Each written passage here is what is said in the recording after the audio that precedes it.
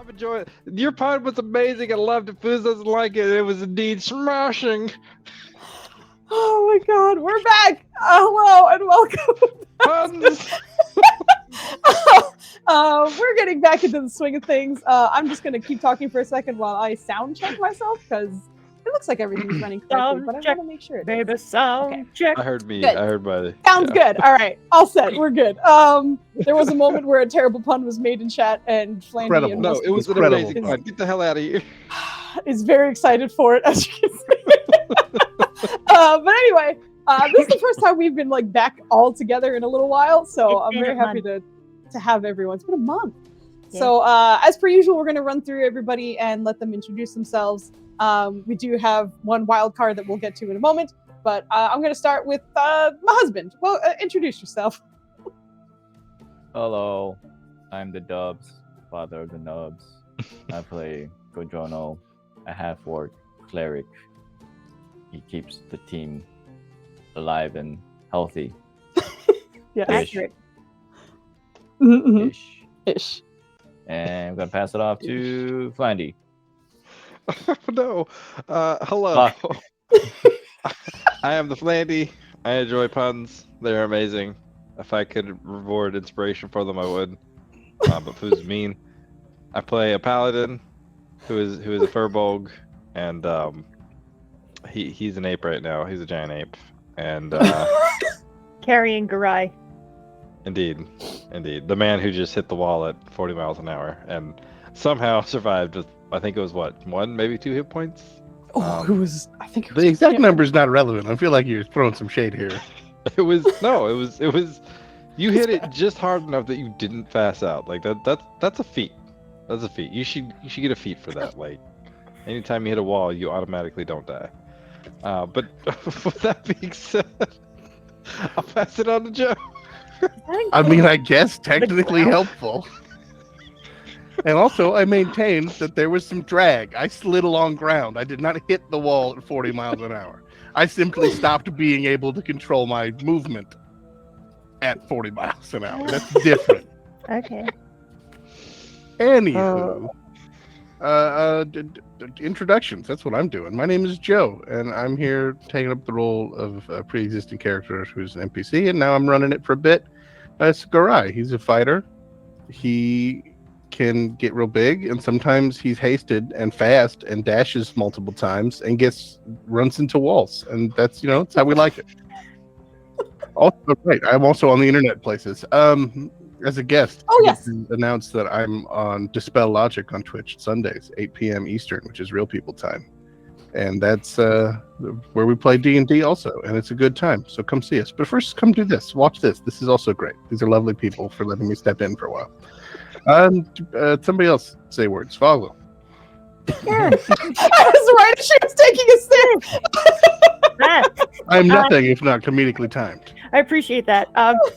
Hey everybody, I'm Vogel Stano. I play Nirja Zaran, the Battlemaster fighter, who was jogging with Kadrono up to the team who was throwing off explosions, I guess, and loud noises, at which point she would have tried to dash or ride Treebender, knowing that he would probably be faster. But we'll get into that, I guess. She has no soul and demons in her head, and and apparently forgot that she had an older brother who's also probably dead. Yeah. So there we go, and glad to be back.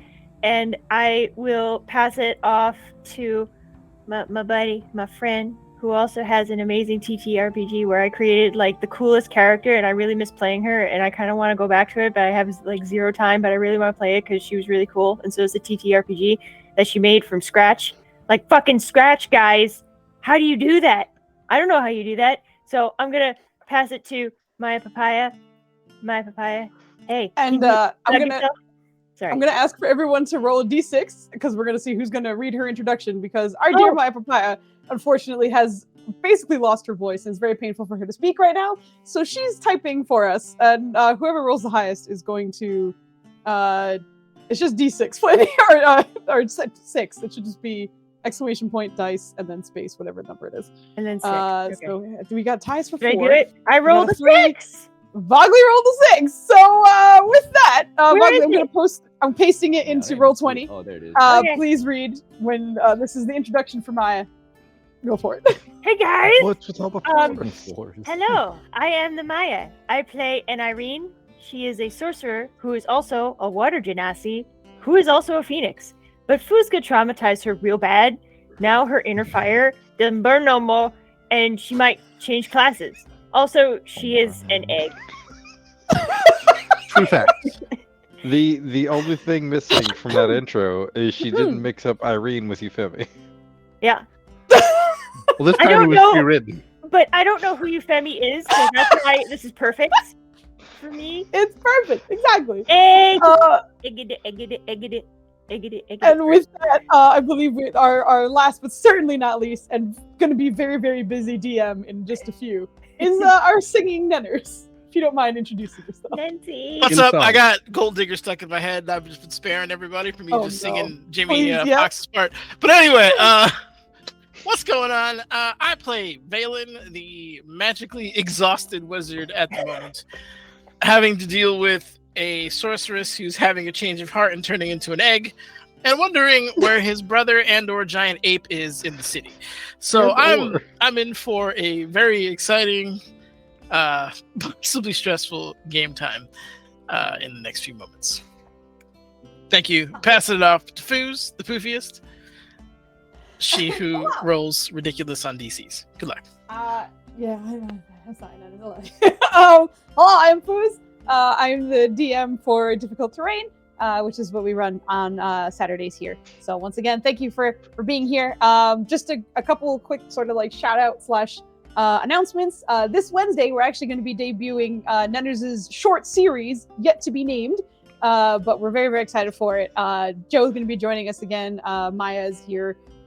Kit will be back. I'm there. And who am I missing? Anita! Anita's joining us. She's amazing. So please come back for us on Wednesday. It's going to be a real good time. I'll swing by if I have the time. I mean, you're in it, so if you don't, that's going to be a problem. Thank you, Vogley, agree for to the be immediate Don't act like you're not addicted. I can stop whenever I choose. I just don't want to.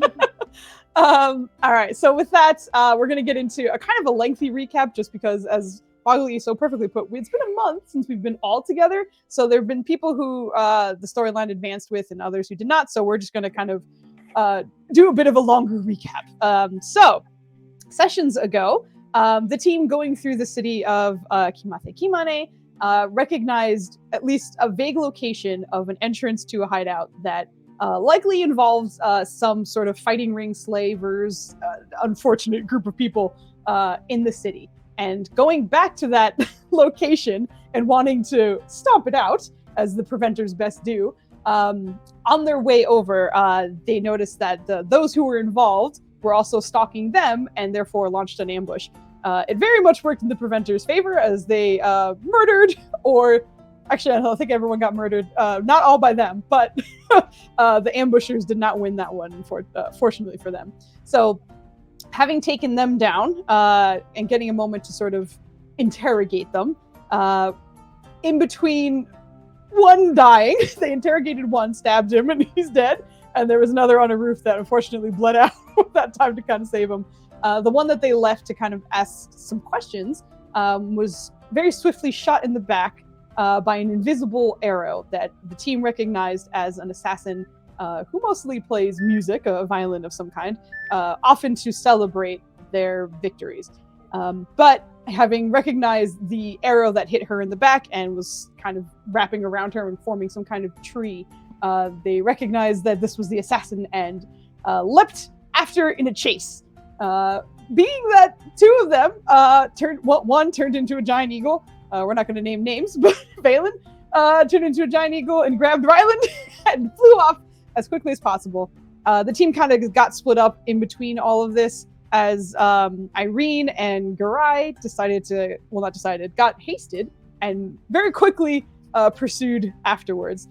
Kodrono and Nurja, as well as the rest of the NPCs, were kind of left behind. They weren't able to keep up with that kind of speed, so they kind of were stuck behind and got a moment to speak with the guard captain, who was alerting them that in different pockets of the city, it seemed as though people couldn't hear things for hours, as if sound had all but died.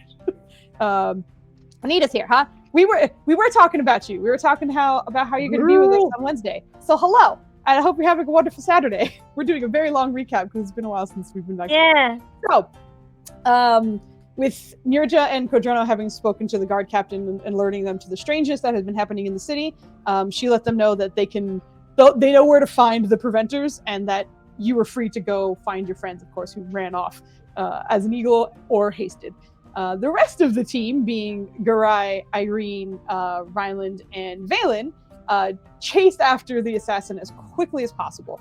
Very, very quick on his end, and once they kind of caught up to him, I think there was an attempt for words to be had from the assassin, but Garai sprung into action, having previously been murdered by this assassin, and having all of the righteous anger that the moment needed, I felt. And you rolled amazing too. You got so many crits against this man.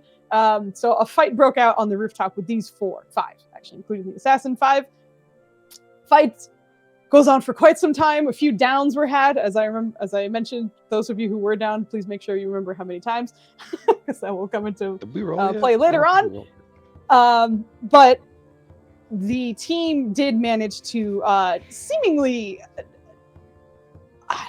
change the form of the assassin, as once was a humanoid figure seemed to turn into sort of almost like a mercury kind of fluid, something that was just very shiny, reflective. It almost seemed metallic, but it was fluid and just seemed to kind of zip about. But that being what the assassin used to be, kind of zipped away from them through the city as quickly as possible, and hasted Garai once again, chased right after. Towards the end of this, as he was running away, Irene was coming to after having been knocked out. And when she was knocked out, the phoenix exploded inside of her, basically setting off a huge explosion that was probably seen a good portion of the city wide, at least. But coming to and having a conversation with Valen for a moment, there was concern as she could no longer hear the phoenix inside of her. But as they were investigating and sort of talking to each other, it seems as though parts of her skin seemed to kind of take on a tactile feeling of an eggshell. And it seemed to be kind of sprouting from her joints. But recognizing that and still having full control of her body, she's having a bad time, essentially. But turning Ryland into an ape mid-combat to keep him from dying, as he had very few hit points left, he ran after Garai. Garai was the haste did not last forever, so Garai, at about 45 miles an hour, we calculated how fast he was running. The stun hit, and therefore Garai went skipping through the city streets like a stone on the water, and eventually slammed into a building. Numerous guards came to check up on him.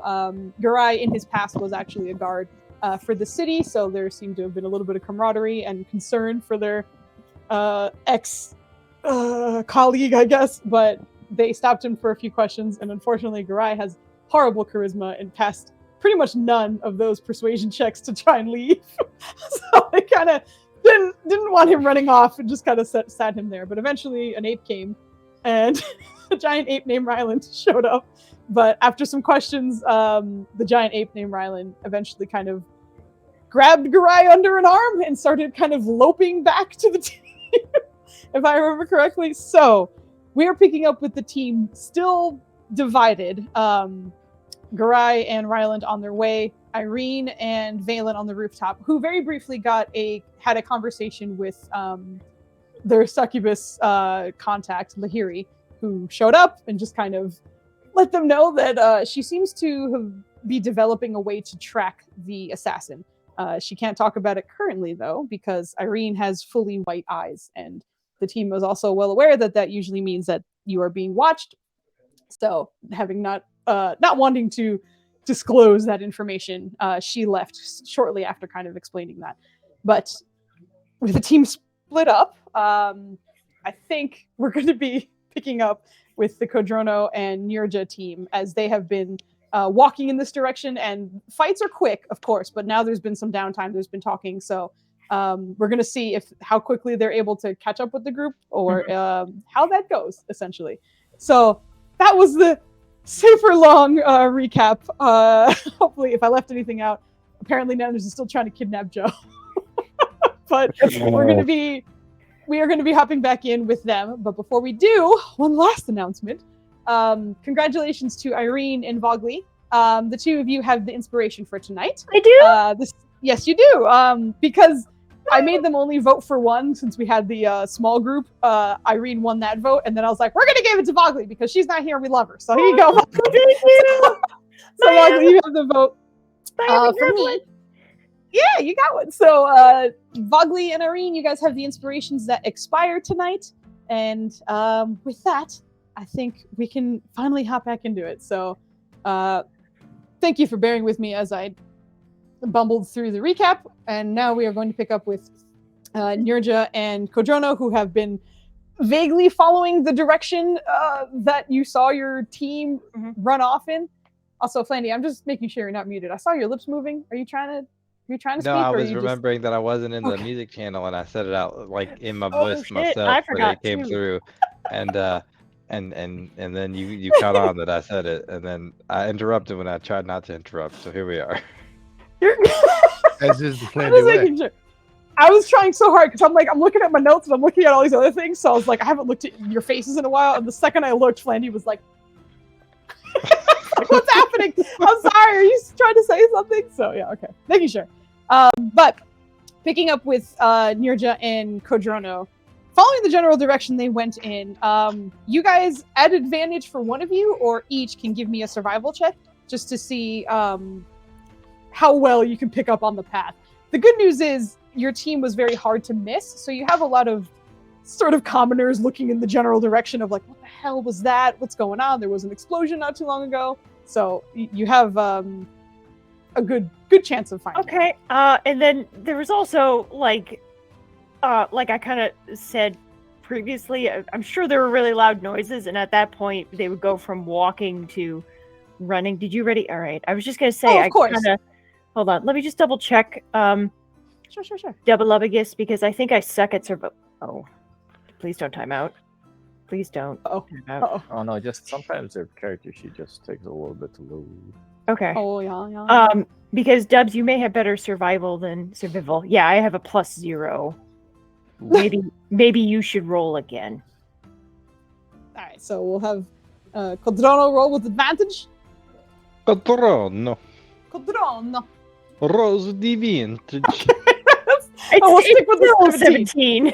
Yeah, exactly. The DC wasn't wildly high because, again, you had a lot of environmental influences to kind of keep you on the right trail. Yeah. But Kodrono seems to be reading them well enough. And we don't have to like roll or do anything for this, but the team is going at a quick pace, especially after hearing the noises that you did hear. Some obviously louder than others. Most likely the fire explosion in the sky is what you mostly heard, but not necessarily the combat itself. But trotting off in the correct direction. Thankfully you guys are able to kind of close the distance a little faster than you would expect. There also, as you're going by, there seems to be numerous guards sort of scrambling into different locations. There's not, I don't want to say there's a panic to them, but there's certainly an urgency. And they don't necessarily seem to address you, but they seem to be kind of moving about as you guys traverse the city. Okay. Well, I mean, at one point when they heard the explosion, and especially since the explosion is familiar to both of them, Nirja would have tried to get Kodrono and have him speak to both Treebender and Roos. I don't know, like he has better animal handling, I guess, or a better relationship with them, to try and ride one of them because they're like one of us each because they're faster, I guess. And especially since Rusi can blink, so it wouldn't have been just jogging. Like she would have found a sense of like urgency to like start dashing, to run, or try to get there faster. So that's why I was like, you don't need to roll anything. I know you guys are going as quickly as possible. All right, good. And while they're doing that, Nirja is going to just try and read the environment and see if she can not only keep like kind of like when you're driving a car, like you know the destination where you're going, but you're also like looking around at your environment to make sure like nothing jumps out at you. So she's doing that and sort of looking for what they may have seen at the rooftops just to make sure they're not like attacked again. Sure. Go ahead and give me a perception check. Perception, which is also a +0. 11. Not terrible. But you guys are moving quickly, so it's also not giving you a lot of time to like really study anything. But as you continue going, I just read like parts of whatever Joe just typed. I'm trying not to let it interfere. But nothing catches your attention too much. I mean, part of it, I do believe, for your character especially, is the concern of hearing the explosion going off and not having seen your friends in a little bit. So I imagine you're just keeping an eye out, but it's just like, I just need to get there right now. So nothing jumps out at you right Agreed. Now. Okay. All right, good. So then after that, she, because I don't think this is possible, like depending upon whether Treebender or Rusi lets her like just use them as a mount, would she be able to talk to Mithra Majesty at all, or Kalren? Probably not, right? Because they're probably jostling. Yeah, I think it's mostly just because of the focus required. Okay. Because it's almost like a meditation, so like you really need to like center yourself and calm. And if you're like bouncing around on Rusi and looking where you're going, it's a little hard to do all of those at the same time. Okay. All right. So fair point. Okay. So then they're just going to focus on getting there. Sure. Not a problem. All right. So you guys are on your way, and you don't necessarily see anything jumping out on you. You're just running, and suddenly you get tackled. Yeah. Give me a sec. But I would say probably right around the moments in which Valen and Irene are having the conversation about Kandara especially, and the eggshell seemed to be kind of sprouting from her skin, is about the time when you very faintly kind of hear them speaking or any kind of commotion in their direction. Okay. And thankfully, with Kodrono's good survival checks, I imagine they're kind of like kneeling on the rooftop because they had a rough fight, so you might not be able to like see them. But you find yourselves within like a building or two of your friends, and you can very faintly hear them on the roof. Okay. Whichever voice she hears first, she's just going to call out to them, to that person, whether it's Irene or Ryland, and say, "Where are you?" I know. We're in the butt. What? Is that Nerja, or am I hearing things? Valen.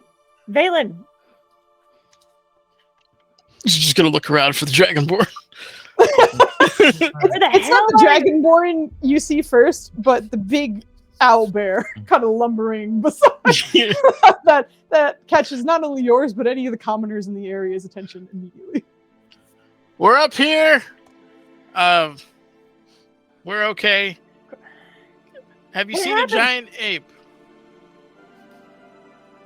She's just gonna like close her eyes and close her mouth.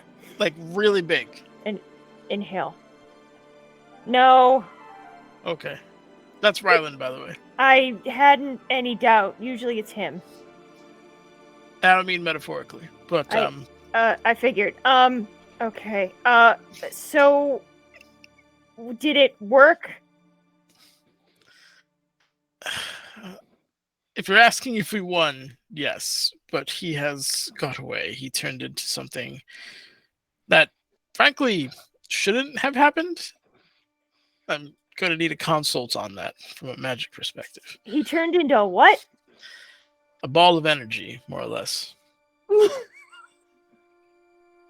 Energy. Conversation happening from like the rooftop. Yeah, you're going to have to come up here. I'm too tired. Irene said, okay, it's not the word I use, Valen. This wasn't a victory. Why are we yelling from the rooftops like we're in the projects? Because that's what Nirja's about, okay? No. Hey, girl, you see my ape? Mom, he went down the street down there. He down there. You gotta go look around the corner. That's where the ape is right there. He stole some banana. I suddenly imagine Irene as one of those nosy grandmas leaning out the window, like, nah, you went over there, I saw. Are there giant barrels rolling through the street? This ain't that kind of game. They're an Italian plumber with overalls jumping over said barrels. Oh my god. Trying to save Okay, it. sorry. Suspenders at the very least. Oh god. So Nirja is going to dismount either tree bender, Whoever you rode here. whoever it was. And she's gonna, very carefully climb the building while also having a look once around just to see if there are potentially anybody still watching them, things like that. She just doesn't want to get shot with that arrow again and have the vines try to consume her. It felt a little too like she was being swallowed. I will also just mention for Nirja, like, you didn't see him or the arrows before they were shot, so like she also knows that like if he's gonna shoot me, there's no way I can see that coming. If it's like a regular assassin, one of the regular kind of the rogues that ambushed you, of course you can try and find them. Right. Well, I mean, she's still like just looking around in general because that's usually that's her posture, I guess is the word. Okay. Right. Sure. Not a problem. So you're scaling to get up on the roof. Yeah. Right? Yeah. Okay. Okay. I'm just doing some quick looking arounds right here because you're strong enough. That's not a problem, and Codrono can absolutely get up there as well. Are we on the map? No, we're not on a map yet. Actually, I can drag you over to one. Let me go do that. Maps are nice. I like maps. Maps are nice. So during this break, let me tell you about Cosmic Turbos. I mean, we're here already. You don't. Nope. It was wildly unnecessary. No, you're good. But no, we have the map here for reference. No Cosmic Turbos. Okay, I'm just making sure everything still looks good. We're just swapping over. Okay. But yeah, you guys getting up the roof is not a problem. I would say that Rusi, knowing the drill, would kind of scooch up next to Treebender and port him up as well. And Kemen also has no problem scaling the roof. So you are no longer having roof to floor conversations. Oh, I forgot. Kemen was with us too. I forgot. Yeah. Okay. So and she's going to help Kemen and Codrono come up if they so choose or allow her. So then she's just going to have a good look at them all and see what's going on with them. I'm sure she's going to notice Irene's shell elbows first, right? Her shellbows. Her shellbows. Her shellbows first, because I imagine that the shellbows kind of look like what Nirja would experience when she's shedding. So she's just going to be like, "What is Irene? Is your skin okay? What is that?" Well, Kandara was the casualty of that fight, and I'm hoping that this means he'll be reborn, although I don't know what that means for either of us right now. I'm still parsing that out. Because you look like what I look like every 6 or 8 months or so you look like you're shedding. You don't do that, right? You don't shed. Most mammals don't shed. No, it's not a thing I normally do. Not on a scale that you are referring to. Okay, I'm just making sure. Okay, so you killed him, but no, he should have been killed. He got away, as the spell describes. Heavy cost, but he has left. Yeah, it wasn't as heavy as it could have been. I was surprised. Again,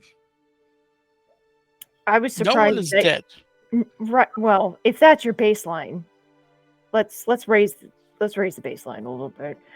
Also, unmistakable to both Codrono and Nirja, Irene's eyes are white. Oh. Whoa. That's not normal, is it? no. Kadrana, if you could help with that, I'm a little low on magic power at the moment. Don't we have to? Doesn't it just hop from thing to thing? No, Kadrana found a way to get rid of it a couple weeks ago. Did we? What's the restoration? You remove course? Remove curse. Remove corpse. Remove. Oh God! I didn't say corpse. Remove corpse. Kill All right. Remove corpse. I feel like we have slight Friday energy, which is to say, like, we're kind of tired, but like real happy to be here. I'm always tired. That's true. That's the thing. That's it. That's the thing, Cap. I'm always tired. Oh, you just cast it. I'm sorry. Yes, I was like, I'm reading what you're just typing and not that. You do remember that this helps, of course, but you do. There's always a sort of skill check involved with this. So, Kodrono, go ahead and roll me a wisdom check to see if you Wizzy Dome. Wizzy Dome. It's the Wizzy Dome. There's no. You killed the Phoenix, now man's not hot no more. My man. Oh no. Ooh. Look, I didn't say remove corpse. That was Vogley. Anyway. I did. That was me. We're good. As Kodrono walks over to remove the curse from Irene. Once again, you know that this requires a bit of focus. And as you sort of calm yourself and try and find your focus, you once again feel resistance from the whatever ailment has taken hold of your friend. I will actually need a wisdom saving throw from both of you. Oh, sorry, intelligence saving throw from both of you. Oh, fuck. You'll be fine. What was Where this? am I? Can I? The giant ape showed up, right? The giant ape did not show up, and even if you did, you do not have a paladin aura as an ape. Get out of here, Foos. You don't know. Maybe I do. All right, Maya whispered hers to me, but it was a 20. So, she rolled awesome. Hell yeah! Was it enough? Valen, what are your glasses on right? Ape did aura. Get out of here, notice. What is your glasses set to right now? I'm gonna make an ape in the future, what you know. But Oh God! We can't be a chimpanzee. they are always set to see and viz in combat situations. Okay, just making sure. I'm trying to make sure I don't Despite the fact that forget we get something. snuck up on all the time and I ain't never seen nobody in viz. Yeah, They'll keep track. that's true. But in that time, as you watch Kodrono cast the spell, you see him kind of struggle a little bit. And for just a second, from Irene's sort of backside, you see just sort of like the ethereal outline of a very long figure kind of erupting from her back, with fingers that are about 2 feet long each, kind of about to wrap its fingers around both of their heads. But as that happens, the two of them struggle for just a second, and the two of you feel a presence mentally. Yes, what yes, Flandy? Are his nails done just as well as his eyelashes? There don't seem to be nails on this figure. It just seems to be long fingers. But with its Nailless fingers finger? wrapped around both of your friends' heads, there's struggle on both of their faces, grimaces of sorts. But soon after, the figure, just as quickly as it kind of erupt from her back, seems to kind of evaporate almost. And Kodrono, looking at your friend and her eyes, they still seem white. And the two of you just fended off something, but it didn't look like it worked. Everyone saw that, or just? Just Valen saw the figure, Oh, okay. but both Irene and Kodrono felt that for a moment. What was that? That was just weird. There was some kind of I don't know again. What? What happened? There's some kind of entity in Irene right now. In addition to the Phoenix. As far as I Yeah. understand, the Phoenix isn't technically back yet. I believe that is a process. Oh my god. Okay. What if I just banish you? That'll make it all go away, right? What do you mean there's an entity? Where are you from, Irene? Would you mind going back there? How are you going to get her back? Can you fuck off? Is basically what he's asking. No, I'm just like, if I banish you, I don't want to, if you're like exiled. Go back to your own plane. Hunted by the water king or something. It's an awkward time this long into a campaign to find out that your wizard is very right wing. Wow. I mean, he was a necromancer. Anyway. Shots fired. Oh boy. The dead have no rights. Anyway, we are. Do you want vengeance? He cast minor image to show them what he's trying to talk about, realizing that he has no appropriate order skills to bring it to life. Oh, that's so gross. What was that? That's what I saw. So, Valen, you're saying that this thing is in Irene? It came out of her and then disappeared. Okay. Her eyes are still white. My hypothesis is it's still there. Okay. So is this like a demon? Do we need to exorcise it? I don't know. Okay. So I guess, Irene, unfortunately for now, let's not have any, like, briefings with you for the time being until that being is out, if that's all right with you.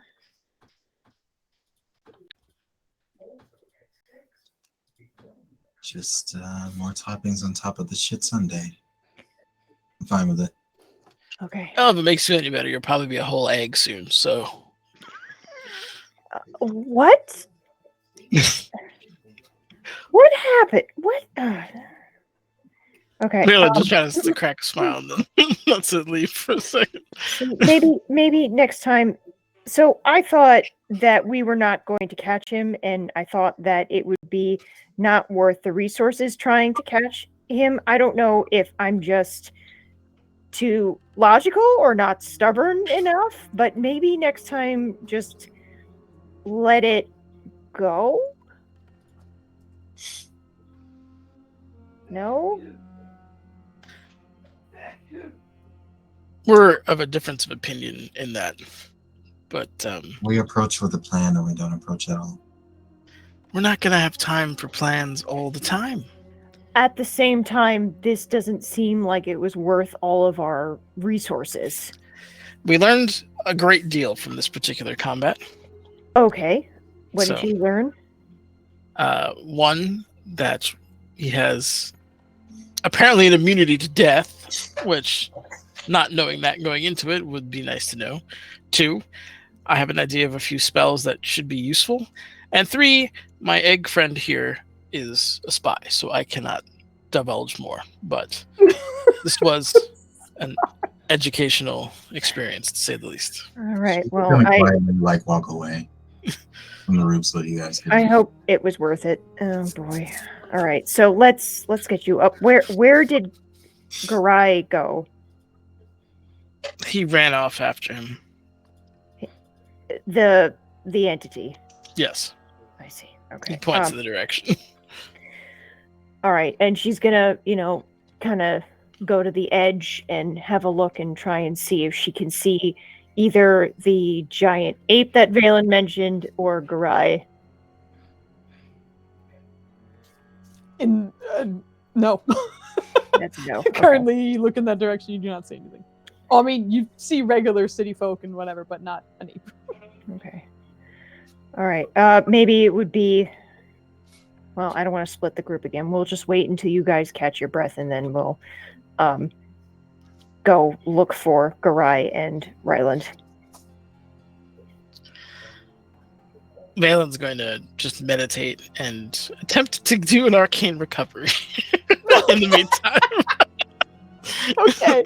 Sounds good. Also, just for, I mean, you know this, but Valen also recognizes that, like, your spell is still being held. Yep. That if he takes enough damage or whatever, he'll get knocked out or anything like that. Like, you recognize that your paladin is still an Apodin. and that is still the status currently. There are so many puns in our chat right now. It's just too much. I can't even look at it anymore. It's amazing. So many. So with that, we're gonna hop over to the ape and Garai, who is being sort of carried along. But Rylan, you're just kind of backtracking, right? Like I assume you're just going back the way you came, essentially. Okay. Yeah, he's retracing like ape steps, I guess. But I do remember they would like tried to get him to go quietly or go slowly, and he just took off. Yes, correct. Because they said that they'd walk you back, and then you were like, okay, pew! And they were like, That means I can go. I can go now. Bye. Bye. Yeah, exactly. Joe. But you running off. It's not too bad, but why don't you go ahead and roll me a Oh no. survival or perception to navigate yourself back. All right, let me open up my my Bias. ape sheet. The picture in the D teacher. Why does it look so horribly photoshopped? Oh my god. What is that? Perception or survival? Yeah, either, exactly. Or wisdom check if you don't have proficiency in either as a giant ape. Don't forget using the giant ape's stats. He has this one. Okay. That's a 2. Alright, so Garai, you can go ahead and roll me either perception or survival as well. They'll try to You're- recover this chest. No, it's not to recover. It is not to recover. It is just to see what happens as you veer off. And yeah, you watch as the trail should have been left, but your ape carrying you very clearly goes right. And you're like, all right. A man with more hit points might intervene. I'm too fucked. Couldn't be asked. We'll get where we're going. And Flanny's down. We love you, Flanny. Bye. Imagine this man being carried who's like, I'm going in the wrong direction. I don't give a fuck. Whatever. So, like, I would say rather than it taking like 2 minutes for you to get back to your team, you do a nice detour through the city, and it takes you like 15 or so to get yourself back on track and in the correct direction. So for Team Roof, a good 10, no, actually more than that, because they've been gone for longer than that. Probably 25 minutes or so before you see the ape on the horizon carrying a real rough-looking Garai in his arms on the way back. By the way, how are you carrying him? Are you like toddler carrying him? Are you princess carrying him? Are you King Kong with both hands, I guess, because he's not that small? I vaguely recall climbing on the back, but I could be false. Oh yeah, for the leaving part. Yeah. Yes. Yeah. That sounds about right. Okay, so you're on top. You're like a baby gorilla right now on the back. Yeah. That's... And he's looking rough. Let me tell you. But you two are on your way back and can very clearly see Treebender and Rusi and the rest of your team on the rooftop from quite a distance.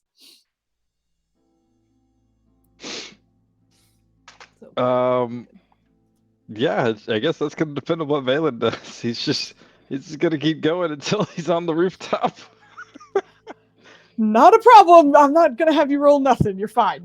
You can scale a big old building as a big old ape. That is no problem at all. But the exhausted team pretty much the exhausted team. You guys watch as the giant ape scales the side of the probably that's exactly it. The side of the building, and you are now finally reunited on the top of this roof. I feel like Riley will try and say hello to Treatmenter in ape, but like just like not like vocally, just like one of those like whatever an ape play, like I'm gonna get you. There's a second where you see Treebender's sort of like feathers and fur start to like fluff up and like, oh, he wants to go, and then he kind of recognizes who you are, like what's going on, and you see him just sort of settle down again and just looking at you very confused, giant owl eyes. He'll probably end up playing with him like one way that Ryland would normally play with him. see if he catches on. Roll me animal handling as an ape. That's wisdom, right? That's wisdom, correct. I'm pretty wise. Apes are wise. Look at me, I'm a whole wise Hey, ape. look at that! Look, that's a +1. I thought you were like, I'm good, I got a +3 at least. No. Yeah, but in your play, he does definitely seem to recognize you. And you see him kind of taking advantage of your new form and being a little stronger with you than when with Ryland, but certainly recognizes you. I'm gonna climb off of this ape. I feel like you forgot. Probably. And then I'm just gonna sit. That's what I'm gonna do. That feels right. Just gonna sit, preferably where I can also lean. And then that's. On this roof. I'll sit there until I'm needed. They're in a conversation. Yeah. I just had the mental image of whoever lives in this house beneath us is probably like, they have fucking elephants upstairs. Oh god. I do remember mentioning this during the kind of like fight and scuffle and such, but this is very much during like sort of early afternoon, daytime. So a lot of people aren't necessarily home. Of course, that doesn't mean that nobody's home, but it is kind of a blessing in the sense that all of the havoc you were wreaking were kind of away from a lot of the super public areas like the bazaar and all the other kind of community areas that people gather in. So thankfully, the residential area seems a little more quiet than usual, which is to your advantage. But yes, you guys are absolutely making a shit ton of noise on this person's rooftop. Whoever lives in this area. But there is a moment where, as Valen is resting, right? Are you sitting? I imagine because you're doing your. Yeah, he's doing like the yogi kind of like. Yeah. Meditation. Beside you sits Kevin, your brother, and he just kind of pokes at one of your knees. Hey, man, you don't look that bad. You all right? Comparatively speaking, yes. Comparatively speaking. She's got that thing that we had before. Yeah. It looks like it's stronger than before, so I'm trying to think of a way Cadrono and I could tag team this. Oh, okay. But can't help you with that, I guess. no. Would have been nice to have you for that fight, though. He seems to be. I was actually about to yell at you for running off without me. That's a good What point. the hell? You were too far away for the dimension door, and Rylan was there. I'm pretty quick, and you can call me if you need me. If you can wait the few seconds, I can make the whatever. Just Ah! yeah. It's suddenly picked up by a tiny. But he kind of like watches as you get pulled up and is like, okay, and then just kind of stops the conversation and quiets down. Apelin, I guess. Ryland Apelin. We'll pick him up by his like ankle or something and hold him at eye level, and just be like, and just stare at him. Phelan's desperately trying to keep all the stuff on him, and prioritizing the bag of holding with the body in it, and then secondarily his spell book. Everything else comes tumbling out. All the Yeah, various gold coins, all kinds of things just come tumbling out of his pockets. Yep. Nirja will say, Ryland, put him down. And I mean the dagger. Yes. I don't think he can understand you. Well, I mean, he could probably hear the cadence in her voice. Ryland, could you please put me down? You know an easy way for me to put you down. Yes, but if you drop me from here, it's gonna hurt. Could you just put me down?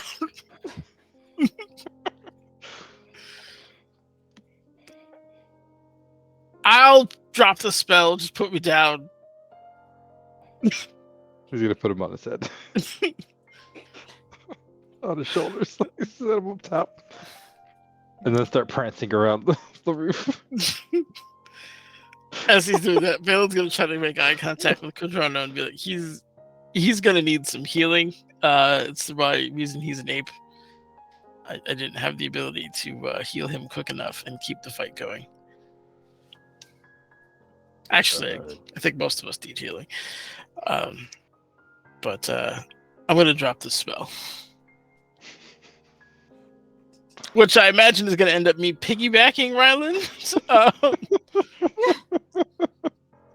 Yeah, pretty much. Yeah. He is strong enough, but I don't know if he'd kind of pick up on it immediately, so there's definitely like a bit of a stumble, but you are now piggybacking on Rylan's plate armor, essentially body. It worked. Yes. Did you... I assume you guys didn't catch him? You should see the wall. He fucked up. You fought a wall. Fought is a generous term. Assaulted? I think Encountered. abruptly stopped. What? You abruptly stopped a moving wall that you encountered. I think he means he ran Close into enough. the wall. Whatever he became was beyond fast. I was fast. And the wall was not. Am I correct? Hey, are we in trouble? We'll find out soon. I imagine the guards are coming. I really couldn't understand them, but I know they didn't want us to leave yet. But here we are. Well, if they're doing their job, they're looking for any reports of an orb. If I remember correctly from weeks ago, I had a vague idea of where it was probably going, I think. Yes. Oh, I have an idea of where it might have been heading. Well, I think we accomplished our goal for the day. No, we did not. Well, one of them, kind of. I kind of agree with Garai.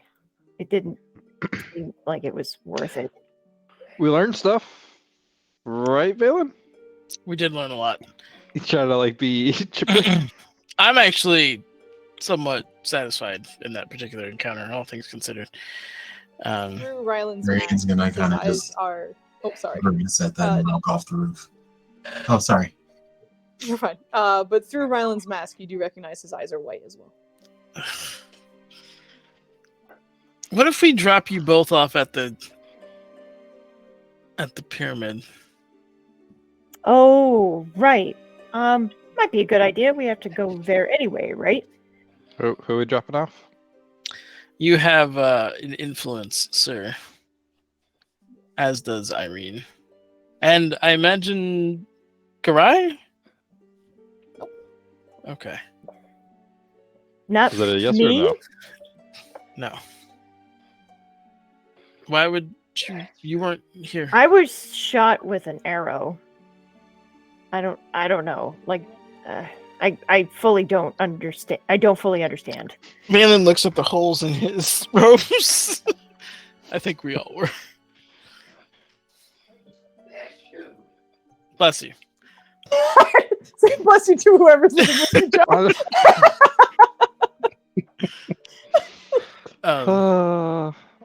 Such a like pronounced sneeze, though. You heard all the letters of ah and chew. Yeah. So good. Ryland's going to investigate everybody for the white eyes. You look. Irene looks fine. You don't see her with white eyes. You don't see anyone with white eyes. Are you sure, Valen? Nobody here has white eyes. Ryland, trust me. You have it.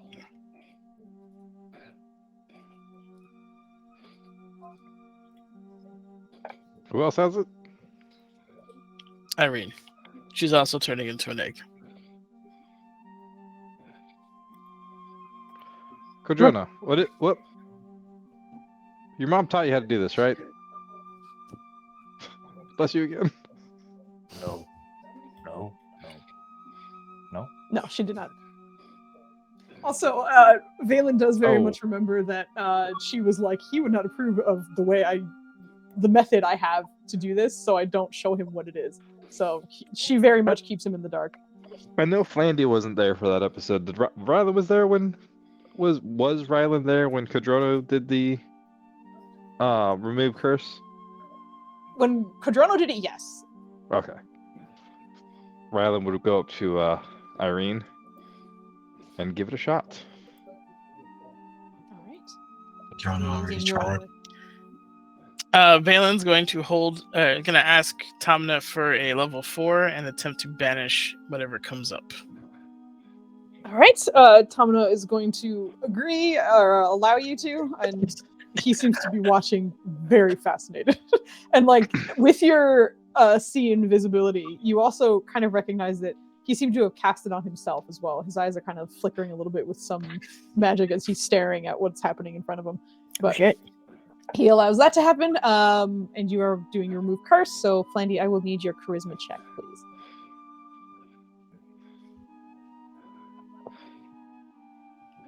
I can't do this as a giant ape. Hold on. I was like, I'm missing something. What are you talking about? Giant apes have so much charisma. This giant ape charisma check. Here you go, buddy. All right. Joe, you're fired. Get out of here. We're not kidnapping Joe no more. What'd I do? You follow my roll. You always terrible. All right, I will do the inspiration. Like Jesus Christ. First inspiration of the night being rolled by a Vulcan. Oh, sorry. No! Oh, Irene, no. sorry, I didn't. Well, No, you're fine. They're Okay. all wasted. Dang. Maya, I'm giving you the opportunity. Do you want to use your 2 for this? Does the dirty 20 do it? Because you I mean- apologize for it, but sure. Throw the 2 in. okay. There's I a need an plus intelligence saving throw from Ryland Damn it. and Irene. You used both your freaking inspirations and it still wasn't high enough. You are in his aura, but that doesn't matter. Oh wait, it's a save, Irene. I don't know if that changes for you, does it? I give up. I'm walking away. He's walking away No. from the low rolls in his life. Oh, He's no. walking away. What does the save do? That guy done fucked him up. What are you saying, Mike? What does the save add? I don't. If Oh, I you're don't know if it proficient. does. That's why. Right. I didn't know if you. I don't think you are, but I was just checking. Oh, I keep hitting the Okay. wrong button. I'm so sorry. Yeah. See, Right. It's still. Oh It's the my same. god. You're good. I was just making sure because I didn't know if you had resilient or nothing or anything. Just making sure you don't have proficiency in it. Okay, so 7 in the other. Okay, there's a lot of things happening at once. The spell slot was given for a banish. An attempted remove curse was had. Once again, the figure kind of sprouts out from Irene's back. But in watching, Valen is releasing his banish. I will need an intelligence check from you as well. All right. You can do it. I don't know why I did an advantage, Not an but advantage. Okay. yeah. Either way. Very nice. Okay. Roll me a D2. So much. Oh motherfuck the police. D2. Flip a coin. All right. Under over on me getting a 1. Over. How? Yeah, I called it. Very nice, very nice.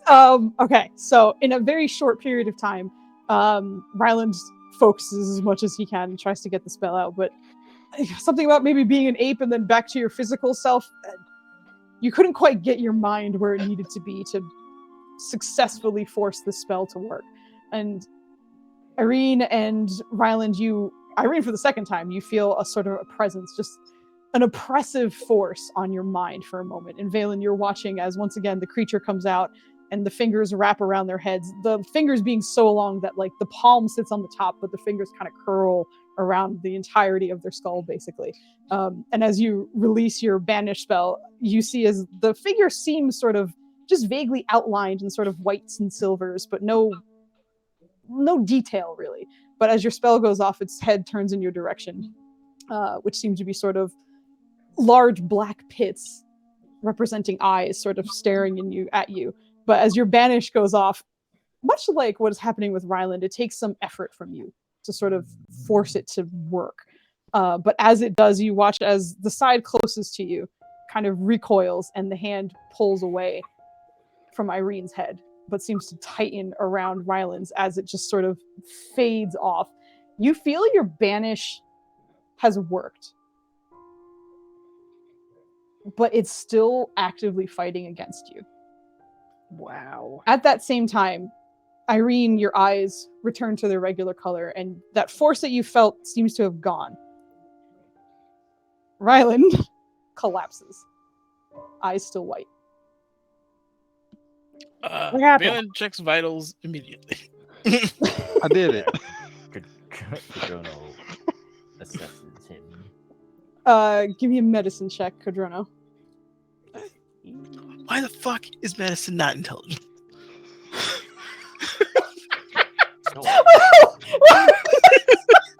I mean, That's like, I got a bone to pick with you real quick. if you think about it, if you go into medicine, you got to go to school for so long. Yes! Yeah, for real. Like a million real. years. Even then, it's still a practice. But Codrono settles down beside the fallen paladin, kind of checks vitals. And it scares you for a second because you don't feel a pulse as quickly as you should, but there is one. It's just beating once every 10 seconds or so. Jesus Christ. He's not dead, ish. What? No, he's not. Valen, roll me another intelligence check because it is fighting against you. Oh, it's an active fight. It is an active fight. Can we do the double roll cheese? Because I did roll 23. Can we just use that too? No, we cannot. No. Come on, I rolled it though. I rolled it by myself. I mean, that Nobody is a else good rolled argument. me. I made this 23 by myself, food. I made it. It's right here. You don't like can't it? ignore the baking. Tell me It's wrong. bake. You got me That's wrong. me. Once the roll is asked for, please and thank you. All right, Kit. I don't know if you're out there, but I need Fatima right about now. If that'd be Oh, Lady of Fatima Um, Guadalupe. Yep. That one. God damn it, Guadalupe! You let me down. Because I was doing it. Not right. Valen, you watch as what seems to be a rift kind of tear above where Irene's backside kind of was. I imagine just kind of in the conversation she's turning around. But from the same space that it seemed to occupy before, you see just the long fingers kind of pulling apart the space around and kind of forcing itself out. It is taking a little bit of time, so you're watching the fingers starting to pull it apart, while Codrono is kind of attending to Ryland's body at the moment. But That's good. this is currently Codrono, happening. do you have any kind of see invisibility? I need help here.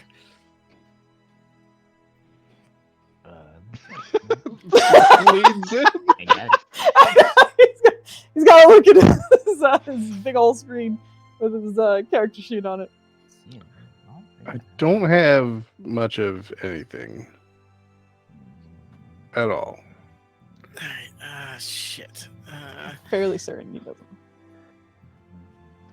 But could be wrong. I'm sorry. One more time. What did you need? Let me triple check. See invis. Would it the spell work? I have a sword. Will a sword help? I got a sword. You got a sword? You want a sword? I can give you a sword. But yeah, I don't think because it's not a cleric spell naturally, and I don't think you have anything that would give it to you, Codrono. No. Codrono. Would it the spell work it anyway? You'd have to be able to see it. Which you can't. Unless you have seen viz in some way. And even then it's affecting you, so I don't know how he's gonna roll that. Out of pure caution, Codrono's gonna cast Death Ward on Okay. That's just You ever break your DM? Yeah, we did it. We won, I wanted boys. to say that's just an action, but my brain was like blah blah blah blah. Words is that's just an hard. action, right? Yeah. Words is hard. Okay. So there's a lot of spells being cast here, but as you cast this on Ryland's just slowly beating heart and body there, it takes. And just kind of still looking over his vitals and just being cautious as you are. Is that a cat in the background? Yeah. He seems to be perhaps stabilizing. The heart rate has picked up a little bit, but he's still unconscious. We should take him somewhere safe. I think. And before we do that, I have to get all you guys up. A hospital? Like, does he need to go to Kurugu? Where? No, the Kings have a ward that apparently works on this, but it doesn't. It's just going to suppress it. It's not going to cure it. Oh, shit. Right. That's fine. Take your time. What are the odds I know anything at all about these white eyes in Garai's stories past? You've had it. Give me a quick history check from what you. Ain't no thing. I got better.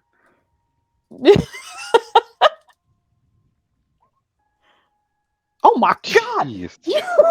Jeez. I think that's more than my last 3 rolls combined. Yeah.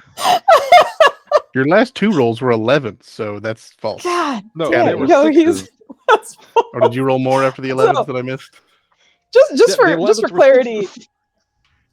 In general, Joe doesn't usually roll very well, but for some reason, when he's on Garai, he's like cash money every time. It's bled over. Last Sunday, I was critting left and right. I don't know what's happening.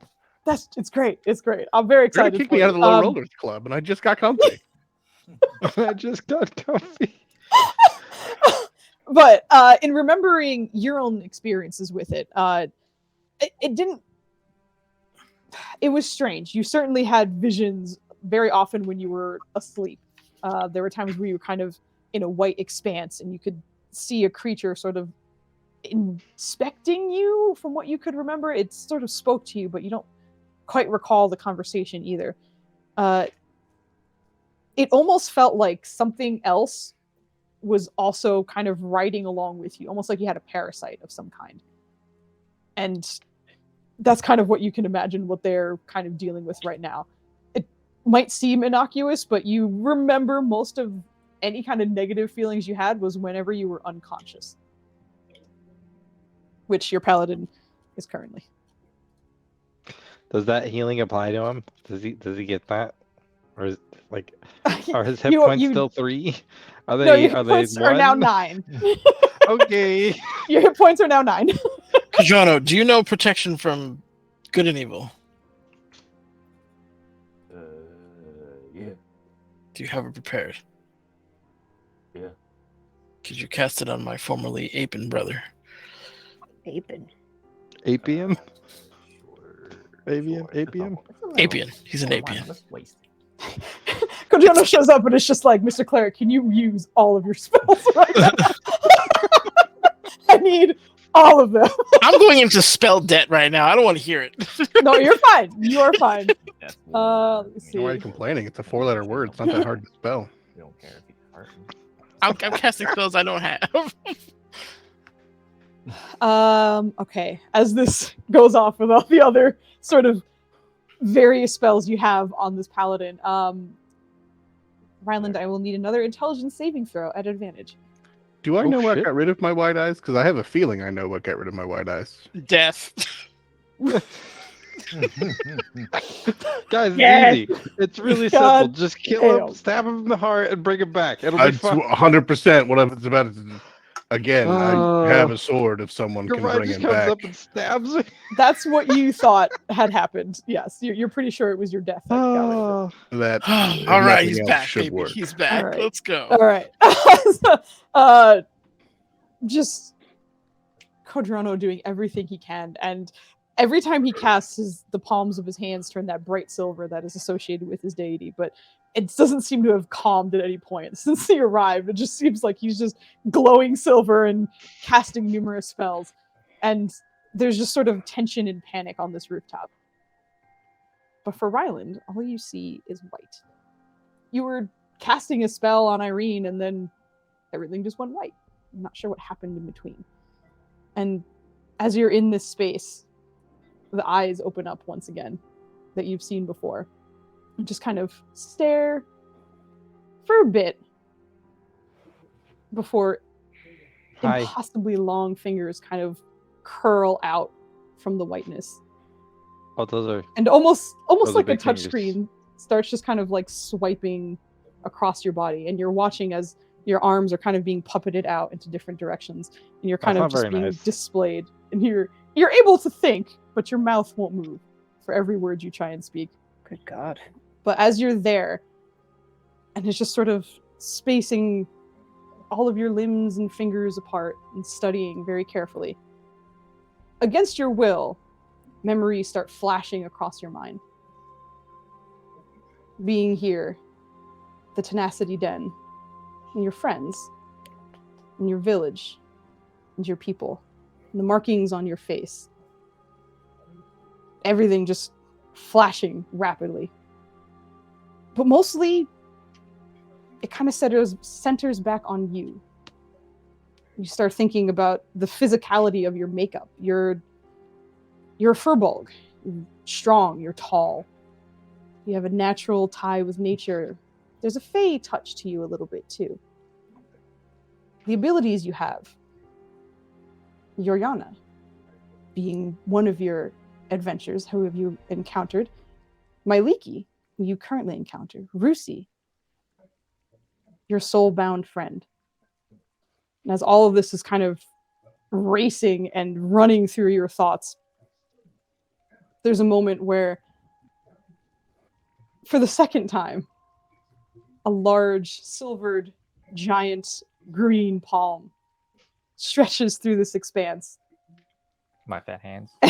and pulls you from this vision and this grasp. And as this happens, you watch as the eyes sort of widen and watch curiously. But Ryland, you are violently pulled back into your body, laying there, and there's an ache and there's a coldness that just kind of lingers in you after being pulled from this. You're in the middle of a desert in armor, but you're freezing. Kodrono stands above you, and the rest of your team looks very concerned in your direction. And for Well, Valen, that's not how that was supposed as to work. this is and Valen, as this is happening, the tear that was currently being ripped open by that figure seems to evaporate in a wisp. Do I feel the banish like, or is it it's still on? I'm still holding it. You're still fighting against it, yeah, but the figure has disappeared.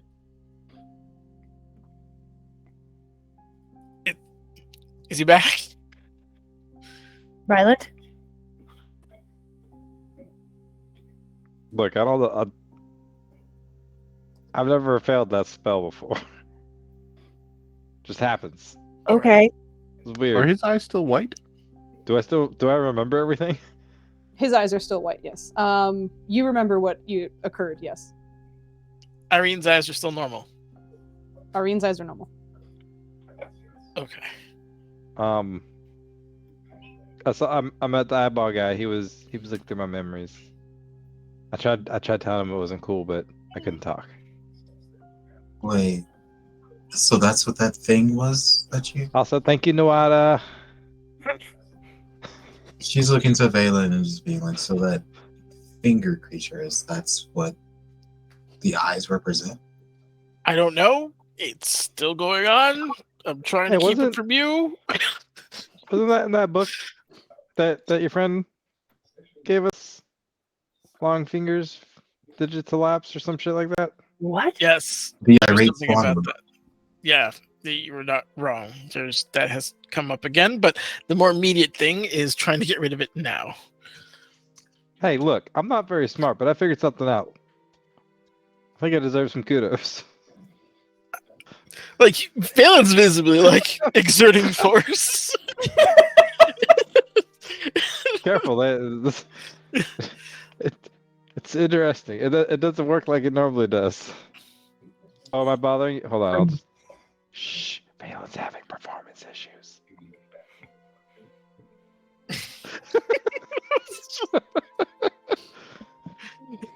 I don't think this was a joking matter. What happened, Rylan? Wait, hold on.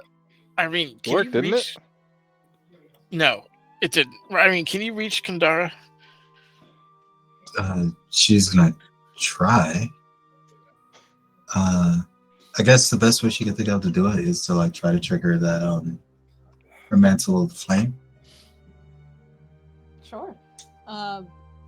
As you activate the mantle of flame, which drapes Irene in full fire, it starts off like a sputter in the center of her chest, whereas usually it is a bright, brilliant flame that just seems to snap and then be activated. It kind of putters almost a little bit, but slowly you watch as the flame kind of curls around your whole body, and you are fully engulfed. Does she feel Kandara in any way? Extremely weakly, but yes, Kandara is there. He's back. Ask him for some help, please. He's very weak. I'm fighting for your combined soul right now. If you could, I don't know, if you could say some harsh words, anything. Ryland's. I think you've done I all imagine- on your own.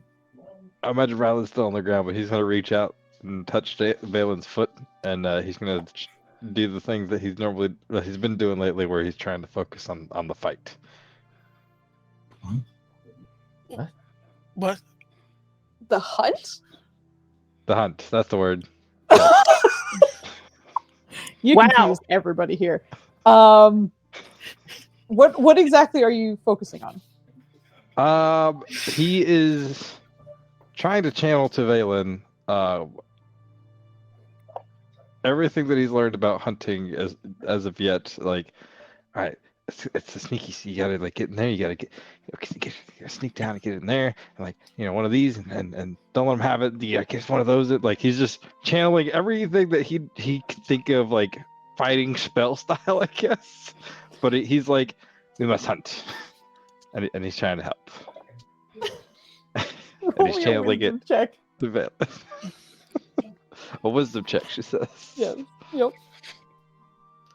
I'm very wise. I got a whole ass +1. Hey, take that. Wow. Oh, yeah. It was a good roll. It was a good roll, but It was a good roll. You're reaching for something that is very difficult in this situation that He's just trying to help his friend. currently exploring. I know, I understand. You're trying to help essentially, but Valen, you feel his hand against you, but you're still struggling. I mean, you're trying to purify water by adding more tainted water here. White eyes. wow, that sounded like kind of hard. It did. It wasn't supposed to, but it did. Okay, all right. just okay. Is that the? Did that actually happen? Did you say that? Did there's your response? No, I did not. No. I kind of wish it did. I don't know what you're doing. As far as I know, you're just touching that man's foot, so I have no reason to make that analogy. Correct. 1 second. What do we do? Irene, do me a favor. Roll me a d20 +7. +7. +7. +7. +7. I mean, the white eyes didn't kill me, right? But It was it's just also there. It didn't. No, it didn't seem to like do any damage to you that you remember. It was just like it was much like a parasite, but just no damage almost. Like To just say there. you're fighting for Mhm. souls is a bit much. You will lose sleep, but you will live. We've seen this before. We've removed it before. It's never been like this. can't we go to the pyramid? Wouldn't it remove at that point? It suppresses. It doesn't remove. Okay. But then we could go to oh, what's her name? Pause. Hold on. I know her name. I do. I don't know her name, but I have the list here. Talk about the lion lady. The lion lady.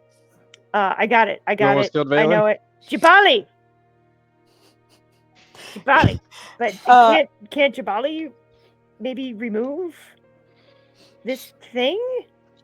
She removed something from me, and it almost killed me. Ryland's not too far from death as it is at the moment. Valen, focus. Focus on I'm the trying heart. to. He's like touching his ankle.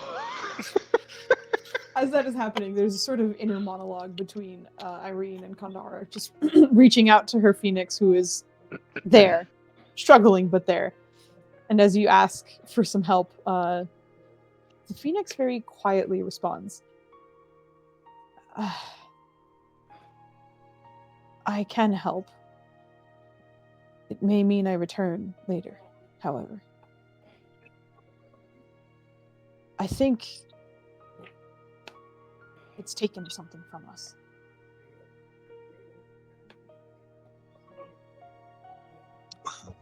Irene's gonna speak up and be like, Kandara's still here somehow. Gonna try to help, but that thing is taking something from us. All right, time check, Foos. Has it been a minute? Because it should be. Yes. If it has not. Yeah. You feel the end of your spell commence. Essentially, you are no longer struggling, as it seems to have disappeared. And Irene is free of whatever the influence was. Correct. My homeboy is not, however. Okay. Correct. Irene, you should be, I guess, not harassed anymore by that thing. Ryland, however, is still a work in progress. Wait, didn't Kandara said it would return later? Or Yes. Aren't we all a work in progress? Irene's just gonna be like it. Kandara, I don't think was able to get rid of it permanently. It'll be back. No, I was. Valen's pretty confident it went off, right? Like it's not. Yeah. Also, just for clarity, Kandara said that he won't be back. Like Kandara himself is trying to return essentially to his former strength. Not that the entity was still around. Oh, I got Yeah, I apologize. Thank you. There's so many he's in that situation. I realized that all I said was he, and that's why I got misconstrued. Be more concise, Phoenix. We're getting confused over here. Quick, ask if you're gonna be an egg forever.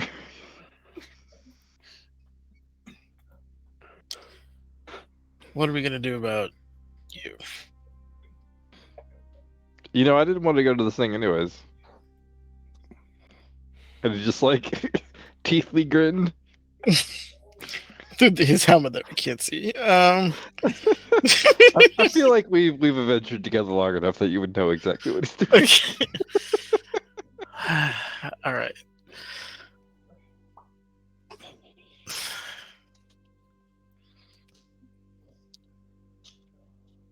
Do you want to try this again, Kujono? I'm running out of options here. Maybe we should wait. For a better time? If I hear that excuse one more time, Listen, I swear on Juliana. those fingers were creepy. I couldn't control much, but let's just give it some time. I'm Now- with you that there is not always time to wait, but most of us are in no shape. This will not kill him. You have time. We need to gather our strength so we can finish this. What did he seem most interested in? You cannot tell. According to You can can't just tell. tell he was doing stuff, but you can't. You weren't getting any feedback from him. You can only there feel wasn't what like you were. a what was happening. memory that paused and was like, aha. No. Different foods.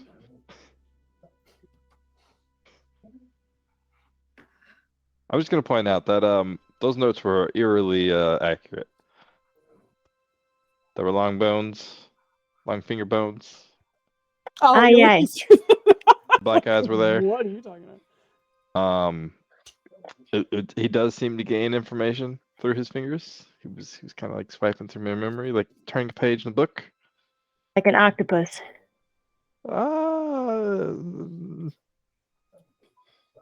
Ryland's like trying to consider if any octopus he's seen with fingers.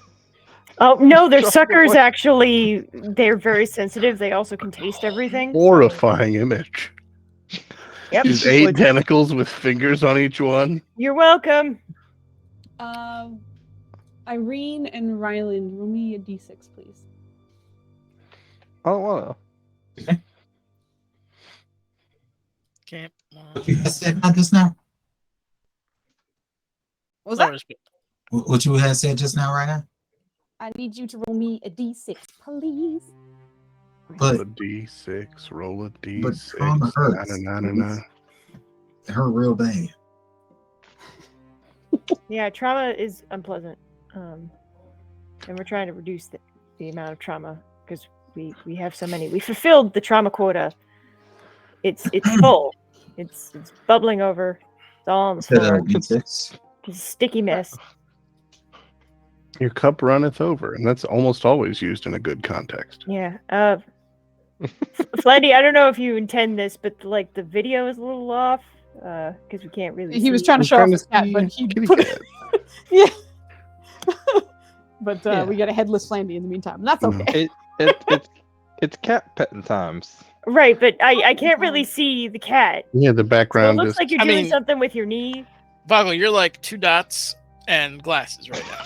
Yeah, exactly. Like in terms of clarity, I don't know. I know. Throwing I'm stones in glass houses and all Right, that. but I mean, we can't help that just because I'm glow in the dark. That's different. This is. You can turn off the lights, My- girl. My No, I cat don't wanna is turn off void in the the lights. dark. All right, it's the opposites. All right. I wish the Towel on background it. didn't do that because I would swivel my camera to show you Toast because he's doing his fancy foot again. But you would just see a background. Take a photo, put it in our Yeah, thing. Toast. I mean, it's going to be anyway. identical to the one I took yesterday and put it on the It Discord, doesn't but I can matter. do It's that. different to We need a us. daily update. All right. Is that better? Anywho, That Anyone is so watching much this out of the better. Discord, You're go like a there. human again. Pictures This of my is so cat. nice. I'm never Correct. human nanners. How dare you? It's rude. that is also Congratulations. correct. You got to zoom in further. As everyone's sort of thinking through this and trying to kind of concerned for cat trauma, there's no cat trauma here. The cats are very well treated on this channel. But as you are all kind of focusing through this and trying to find out what exactly is going on, what are the next steps, what to do about Ryland's white eyes, Ryland and Irene, the two of you feel a little off in some kind of way. And Irene, you didn't feel it mostly just because you've been very stationary, but you just feel a little off mentally. For the time being, your wisdom has dropped by 2. For Ryland, your dexterity has dropped by 2. Oh, great. Woo. He was a nimble boy to start with, so this is gonna be great. Oh, it kills me every time. We use a modifier, or are we just straight up dropping it down in our seats? It's a modifier. I'll take care of it on your sheet. Don't worry about it. Oh. Oh, I see. You're in my sheet. I am. Adding that trauma. Thanks. I could use more. No of that. I problem. always feel like Verbatim? who's this in my Yeah. sheet. Just so you know, when we modify it like this, you should be able to mouse over the number on your wisdom score, and it should flash to the correct number if you have it modified this way, so you always know what the original is. But it's just going to look the way it looks right now because of Reasons. problems. Essentially, reasons. Yeah, exactly. My But yes, the initiative two of you is feel that. -1. Oof. Oof. Simon says no. Initiative Oh, is yeah. for other people.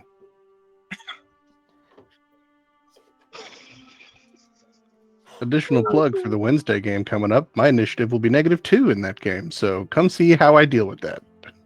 Come see how I do it. How his team deals with that. Anyway. I mean, I don't know how I'm gonna deal with it. I'm just gonna go last. Aren't you the barbarian fighter? Reach up and like touch her head and be like, "Yo, something's off. I don't feel like I'm out here."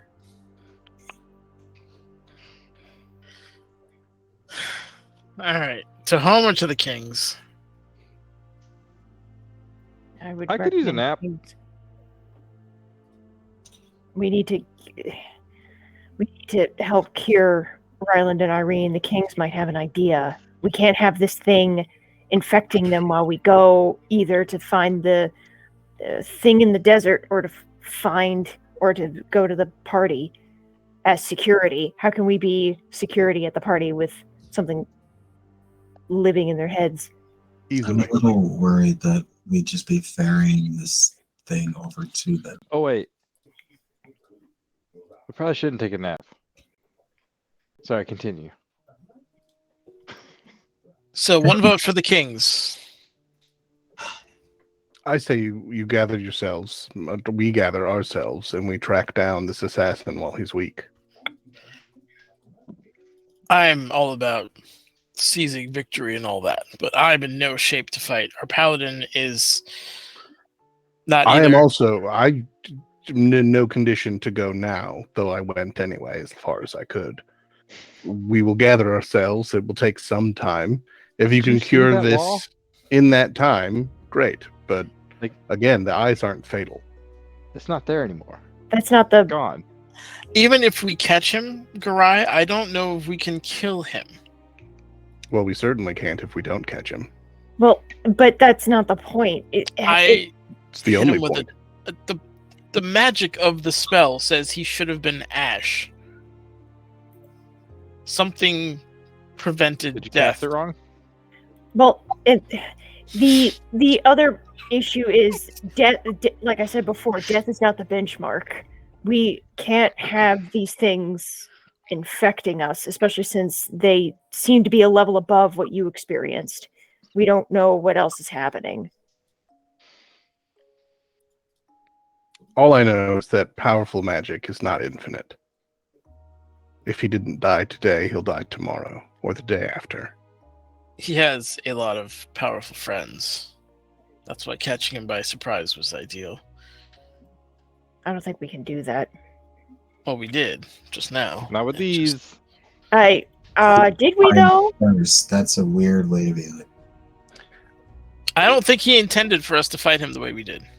He knew we were coming. I think that was a fair statement. Yes, he knew we were coming, but he didn't try to fight us. He ran.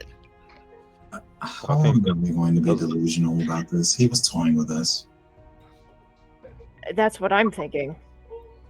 Okay, so let me propose a scenario because apparently we think in extremes here. I could toy with a foe I don't think that can fight me. Let's say a goblin, right?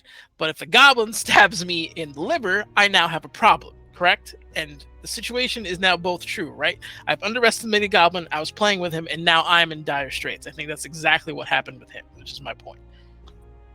And every time we engage him, it costs us something. That's the nature of combat. More or less. Well, we can come back from combat more or less at the percentage before we entered combat. This is not that. This is like almost like losing a limb. This thing inside of us listening to everything, I have a problem with that. I very much have a problem with that, especially because the nature of this is so much unknown. So we always need to plan for worst case scenario. We always need to make sure that we have at least one step ahead of this thing, even though I feel like that's very, very difficult to do. How do you plan for the unknown? That is what I always... Conversation isn't going to get us anywhere. Can we just... That's the premise of your counter argument, both of you, right? Is that we don't know, we need to plan. Okay, I'm open to that. How do you Not plan here, for something not you now. don't know? It doesn't matter. The answer is rhetorical. You can't. So then there's no point to planning. That's your argument. No, No there's point no to point to planning- planning something that you do not understand. Correct? Well, Like that you can could be make for anything. correct. Outside of That's your... what experiments are for. That's why adventuring, exploring into the unknown is for, right? You make some provisions to keep yourself within a certain set of boundaries that keeps you alive. But outside of that, a lot of it is up to chance and your ability to adapt in this situation. Okay, so how does that apply here? I'm suggesting to adapt. I'm suggesting to getting this thing out before we move forward. Oh, I agree. We're trying to decide where it's going to happen. Do we go to the kings or the thing? It's just the overall, we don't attack things, or we don't take chances of opportunity against our enemies is a silly argument as far as I'm concerned. Yes, there's risk. Absolutely. That's the nature. That's what we're in. That's the business that we're in. that's something you're not comfortable with, you might need to examine your place. And what So we we're do. not falling asleep, so we should probably go to the Kings to answer all of these questions. 2 votes for the Kings.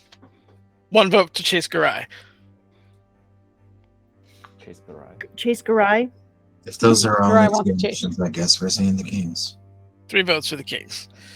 No naps. 1 vote for no naps. I just imagine Bailey keeping a tally.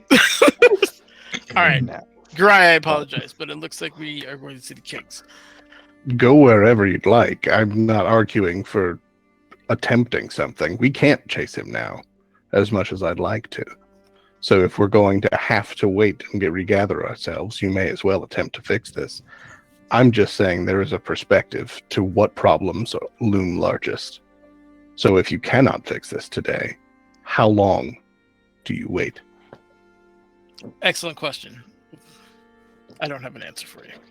My point being, to the idea to be one step ahead, as Nerdra suggested, is wonderful, but in a fight where you will always be 2 steps behind, either you're the preventers and you step up to challenges whether you're on your back foot or you're not, or you're whomever and stay home.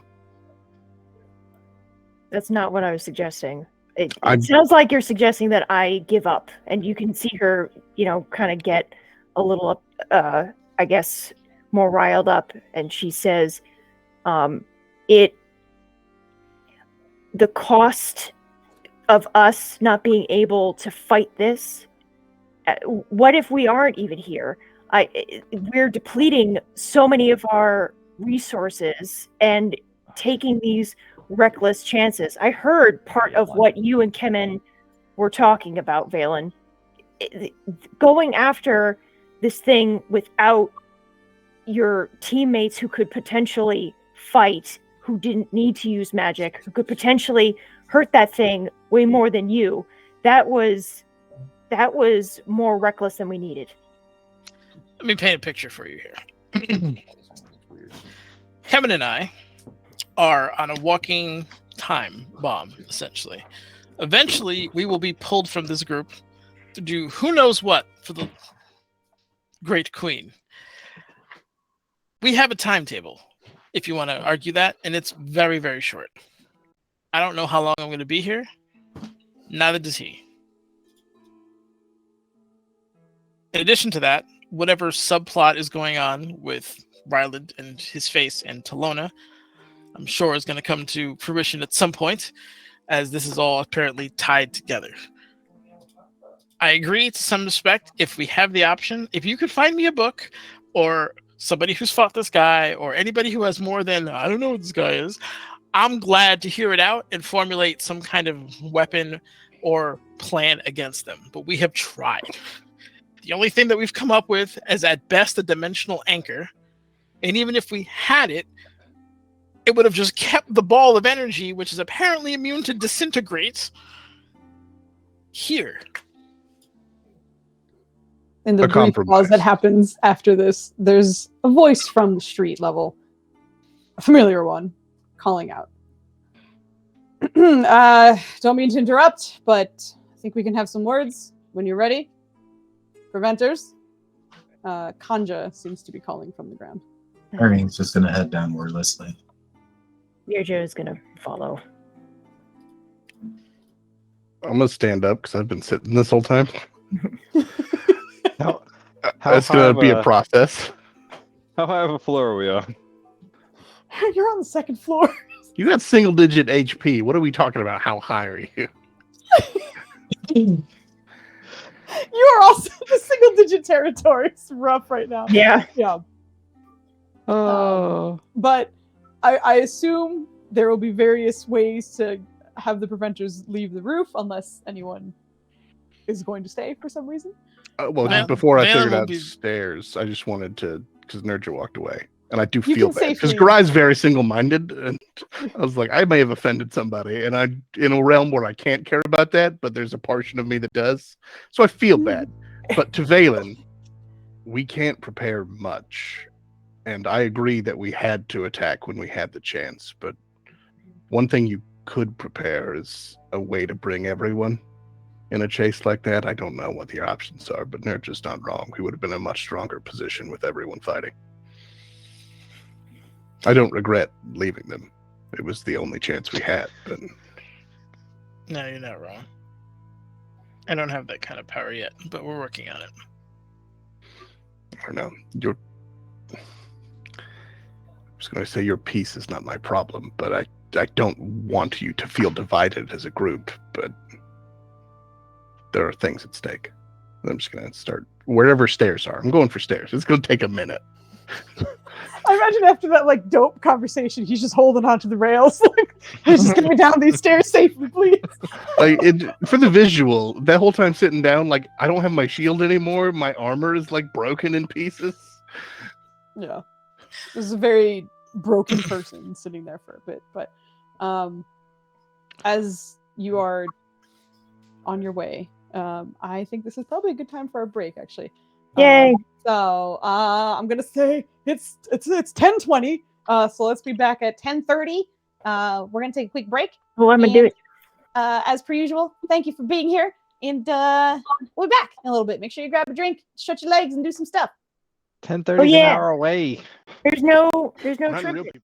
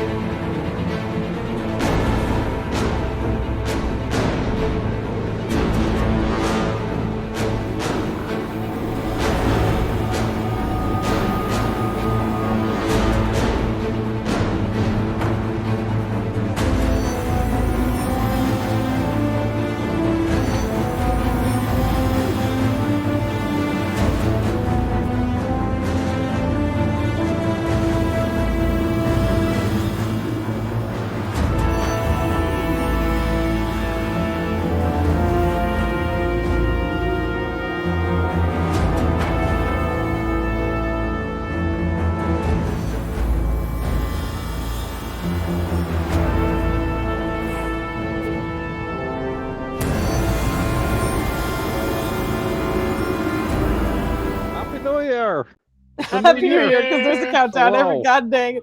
We're 3 months Hello. late, but Happy New Year. No, but happy Saturday. We're 3 back. months late from a Um, break. Pardon our distractions and lateness and stuff, because if there's one thing you can count on, it's us being late, because every time we have a break, we chat instead of getting snacks and doing what we're supposed to do during that time. But That's why anyway, we don't have a beautiful timer on our BRB screen. Yeah. if I put one up, it would just be laughable. I mean, we're gonna have girlfriend time where I'm like, guys, we really only have 2 minutes, and then hopefully we'll be back in 10, and then we can start on time. But anyway, we are picking up again with the preventers having conversations on the roof, but are currently kind of on their way down to speak with the guard captain. They just removed the white eyes from Irene, which was a struggle, but a success.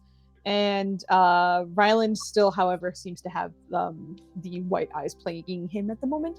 But everybody is sort of heading back down with, I believe, the intention to head to the palace afterwards. But for now, we're just going to pick up with them walking I back cleaned up down. before I left. You cleaned up? What do you mean? Like, Look mending in the stuff? chats. I cleaned it before I left. You cleaned up before... I prestidigitation. Valen is bending and I see. Yeah. I'm getting new It takes a messages. minute to cast. How long are you up there? Mending takes like a second. Am I wrong? 60 seconds, my friend. Think Hey, it's Russie. me. Can, Yeah, it's can me. you help me down? Anyway, but you are doing. What'd you say, Ryland? He was asking Russie for help down. Oh yeah, no problem. She got you. Don't worry. But Irene was the first to kind of depart from the group, so she kind of has a moment to herself where, thankfully, these buildings all seem to have stairs of various sizes and locations that can eventually get everyone down safely. But as you're on your way down, however you are going about that, Irene, you take a moment to kind of speak with Kandara. And there's still sort of weak stirring that you can feel in your chest, as opposed to that sort of rather strong presence that is normally there. But presence is there, it's just almost kind of trembling. But it responds. Still soft and kind of... Okay, thank you. Still soft and kind of caring in its tone, but the voice seems to tremble a little bit. But you hear, yes, we are more than family.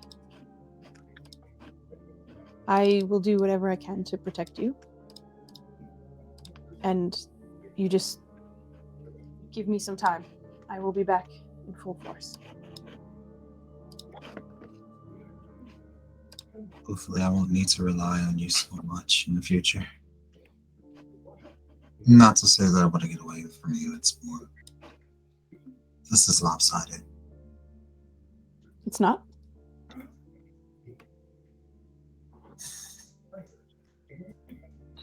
We will go stronger.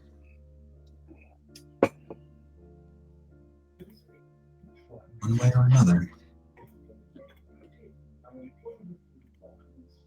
You feel as like the conversation kind of comes to an end. You don't have any visuals, but you very much get the impression of like almost like when a dog does circles before it rests. Like after that conversation ended, he was very much kind of receding and trying to relax afterwards. But with you being the first to the ground, Kanja stands. The guard captain, dressed in full armor in red, adorning her, with a good 6 or 8 guards around her. And they look kind of, I don't want to say exhausted by any means, but like there's a fresh sheen of sweat on them. They've been moving around quite a bit, it seems. And in the desert, it doesn't take very much. But they look like they've been active for a little while. But still, she kind of regards you in her usual calm, professional demeanor. Excuse me. There's been quite a mess going on. Are all of you accounted for? No preventers lost? Came close several times, but no. I suppose you need a report? Some clarification? Oh. We got some middling clarification from various individuals, including, and as she's turning her head, she nods towards Nirja. other teammates as well, but nothing concrete yet, and things seem to be sort of strange. We believe, from what we're gathering at least, there was attempted hits in various locations at the same time. Locations Within the city. We have news that rather important individual's home had been broken into. And the individual in question was not home currently, but near that area there was also complaints of silence as well. There seemed to be pockets of the city where nothing could be heard, or at least those within it didn't seem to hear anything outside of it. The only ones who seemed to notice were those along the edges of these bubbles, I suppose. But at each one there was a disturbance of some kind. And they were numerous at the same time. The only reported death is the woman on the rooftop, which you all departed from shortly after I arrived. And she seems to be in league with the Sidewinders. But we're currently investigating that as well. You said the Sidewinders? Yes. Between the slavers and, well, us getting ambushed and then giving chase, it almost seems like this was meant to be a distraction. Mm-hmm. Could very well be. And the distraction. Our soul healer, Severe, is currently reporting sounds of a violin. That's the assassin. Is he still hearing it now? Last update was 4 or 5 minutes ago. I imagine so. Do you have eyes on? on? Hearing it. Sorry. Oh, sorry. Do you have eyes on them? He's within the palace. That's not good. No, it is not.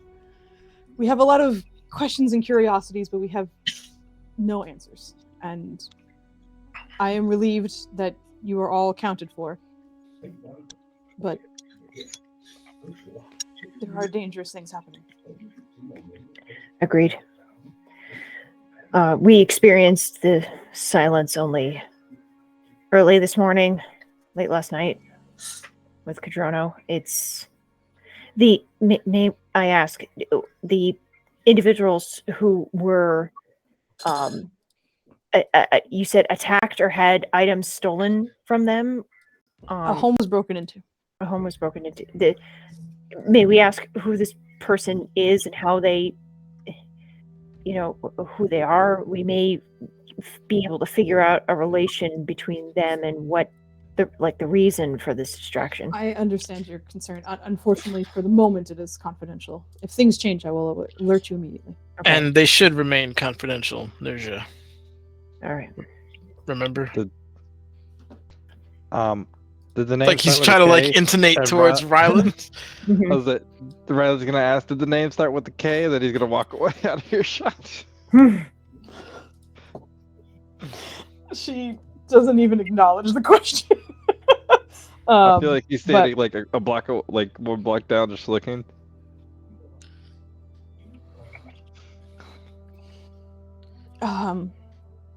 So, I believe she kind of looks over at Garai for a moment.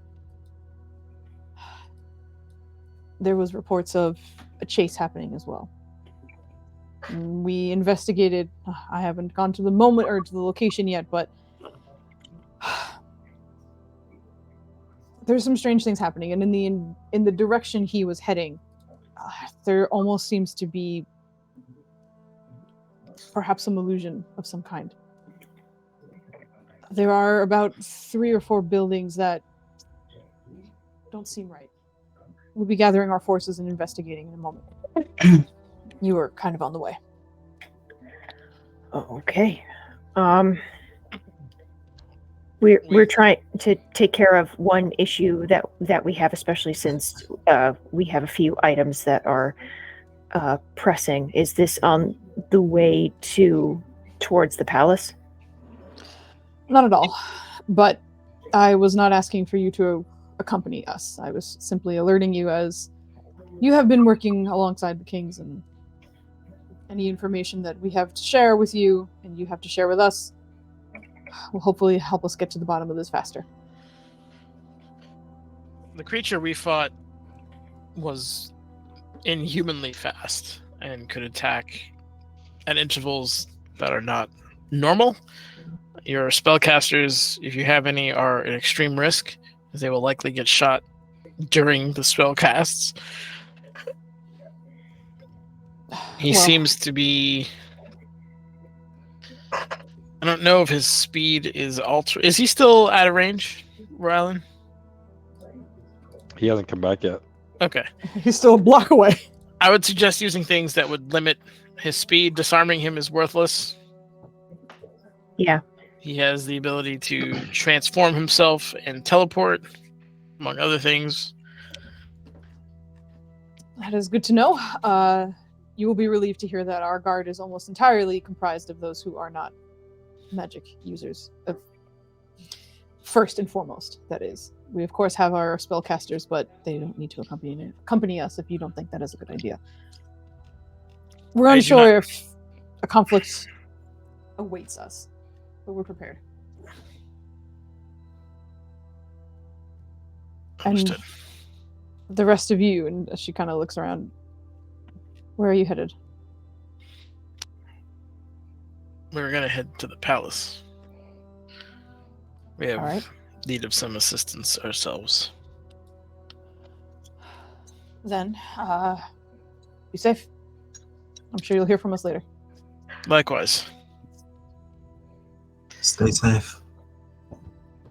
You too. And never allow him to isolate you. She kind of lingers on you for a second after that, and then starts to kind of look at your wrists and your shoulders and your elbows. Yeah, we'll keep that in mind. Thanks. But she turns towards the rest of the guards behind her and seems to mutter a few things, but they head off in the general direction that Garai and the ape seem to have come back from.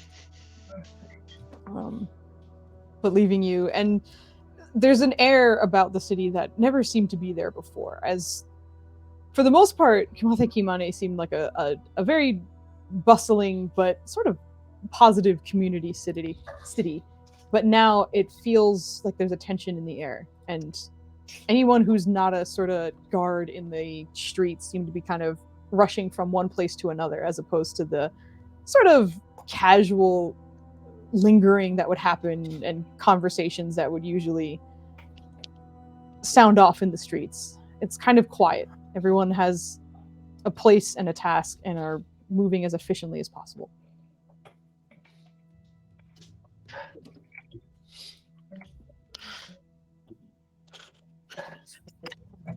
Valen's going to keep his eye out for anybody who might be watching us on our way to the palace. All right. For those who would like to keep an eye out as you are on your way to the palace, go ahead and give me perception checks.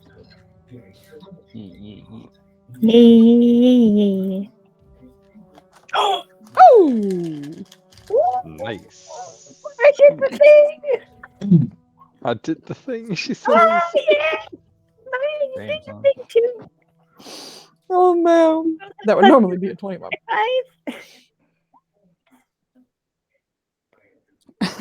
Okay. Why did you just say senses?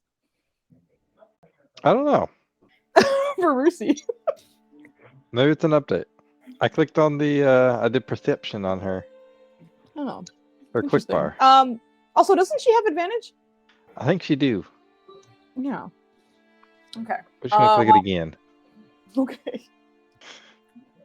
We'll go with the first one. Good. We'll go with the first one. Exactly. We're good with that one. As the preventers and extra head towards the palace, you're thankfully pretty confident that no one seems to be focusing on you. There are a few glances every now and then that's more of a like, oh, that's the preventers, like a recognition, but nothing lingering, nothing threatening, thankfully. As described, people are moving with purpose right now. But with that, making it to the palace, let me change this to the big old city map. So hold on, Foos. Oh, sure. The What's one up, girl? time we rolled critical perception, ain't nothing happening. Yeah, I'm very sorry. Bullshit. I don't I want can make nothing something happen if you want. Something positive, please. Something nice. maybe, Yeah, maybe we can see the that'd sandwich. be Oh, great. Like The maybe quickness we can of that see is the sandwich arriving and the change of heart so fast. Can we get something for this crit? Like the sandwich lady can return. I mean, crit just means you see everything there is to see. It doesn't mean there ain't anything there. Shut up, Joe. We want sandwiches. It shouldn't change reality. Oh, you crit. Well, I guess there's a guy giving away cotton candy today because you crit. Nah, it just That's means you right. see him Look, a and he guy giving exists. away cotton candy is pretty dope. That's a pretty good situation. Exactly. Give us our sandwiches, Foos. We're due. You are due. So You much are hard due. shit. I love a sandwich. That is fully Real accurate. short rest. See, look at the look at Cadrono's face. He looks like he wants sandwiches right now. Yeah. See, look at that. See that smile? You Look gonna at Dubs' face. He wants a sandwich. see? What kind of sandwich you want, Dubs? Donnie sandwiches. Reuben. Ooh. All right. Why did we All both? right. Oh, okay. Anyway, heading across the city on the way to the palace. Crit I want a speaking, sandwich. we get Exactly. 2 meals worth of sandwiches, right? Dubs is giving me his order right now. It's time for sandwiches. But Yes. with the group heading towards the palace. Again, everyone is sort of busy, but thankfully not busy being occupied about you. And you are all able to make it to the palace doors. And as per usual, I won't ask for those who have spells or magic items currently on. I know you know better to take them off, so you won't lose a charge. But assuming you all step through the doorway, as expected, Ryland's eyes seem to return to their regular color as he steps inside. And once you are in, much like outside, there seems to be quite a bit of rushing happening on the inside of the palace. The sort of lobby and entryway usually was kind of reserved for a location where a lot of provisions were given. Those who could not find food or housing were otherwise kind of taken care of. But currently, it seems like that might be a little busier than usual. But at the same time, you didn't see a lot of traffic leaving the palace. If anything, people seem to be kind of rushing in along with you, but not a lot of people leaving. And as such, it's a little crowded in the lobby, but still enough room to kind of move in whatever direction you would like. But there do seem to be extra guards and helpers in this area, kind of helping deal with the chaos of everyone coming in.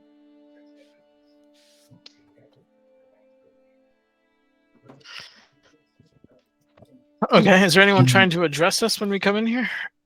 Currently, no. Everyone looks too busy. Alrighty. Did we feel anything when we passed through the threshold to get in? Just the usual kind of wards that would otherwise suppress or kind of put magic on hold. But nothing dramatic. So I know some of you wanted to go to the library. Apparently we also need to see Severe. Yes. I will go and see Severe with one other person. Or Ryland, maybe you can come with me. Maybe he can help you. I'll go with you. Didn't you want to go to the library? I do, but I'm also concerned about Severe. So we stick together. Severe first, then the library? Yes. Okay. All right. Knowing where he was, as guided by the princess last time, you head over to the soul healer. God damn these puns. I wasn't watching most of them, but then that last one was just one line, so I was able to read it very quickly. But you are all able to kind of head in that direction. And much to your sort of surprise, last time you visited him, it was very calm and tranquil especially in his room, or even leading up to it. He seemed to kind of be in a pocket of the palace that was purposefully a safe meditative space, a quiet one, a tranquil one.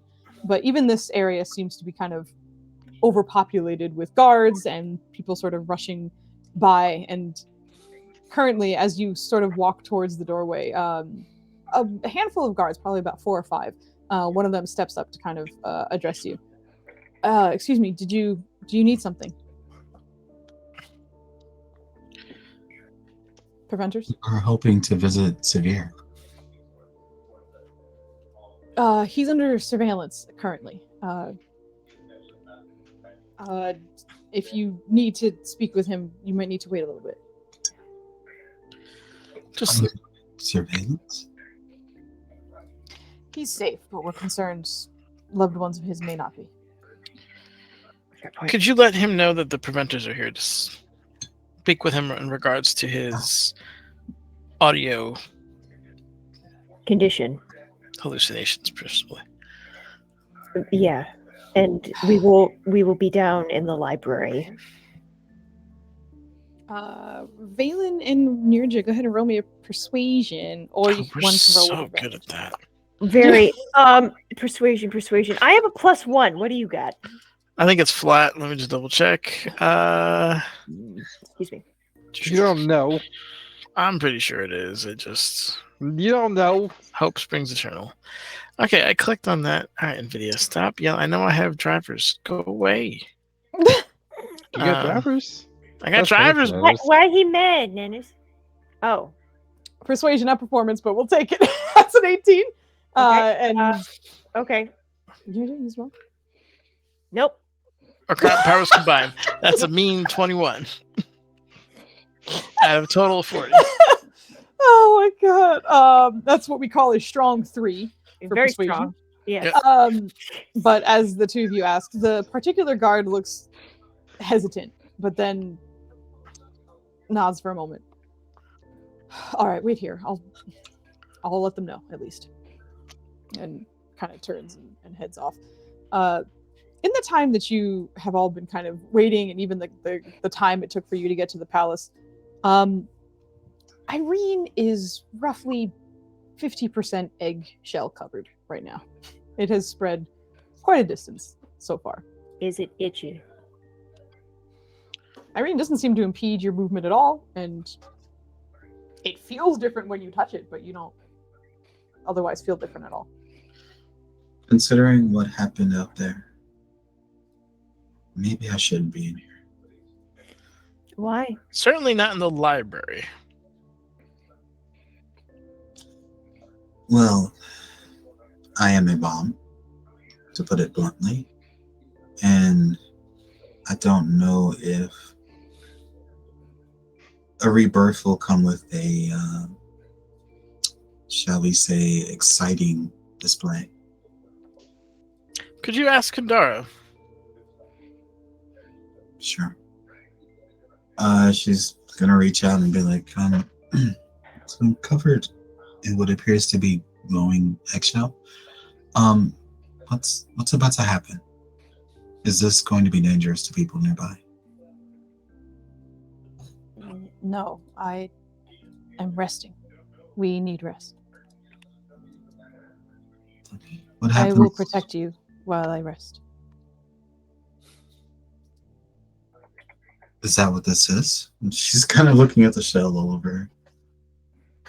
Yes, exactly. How does this work?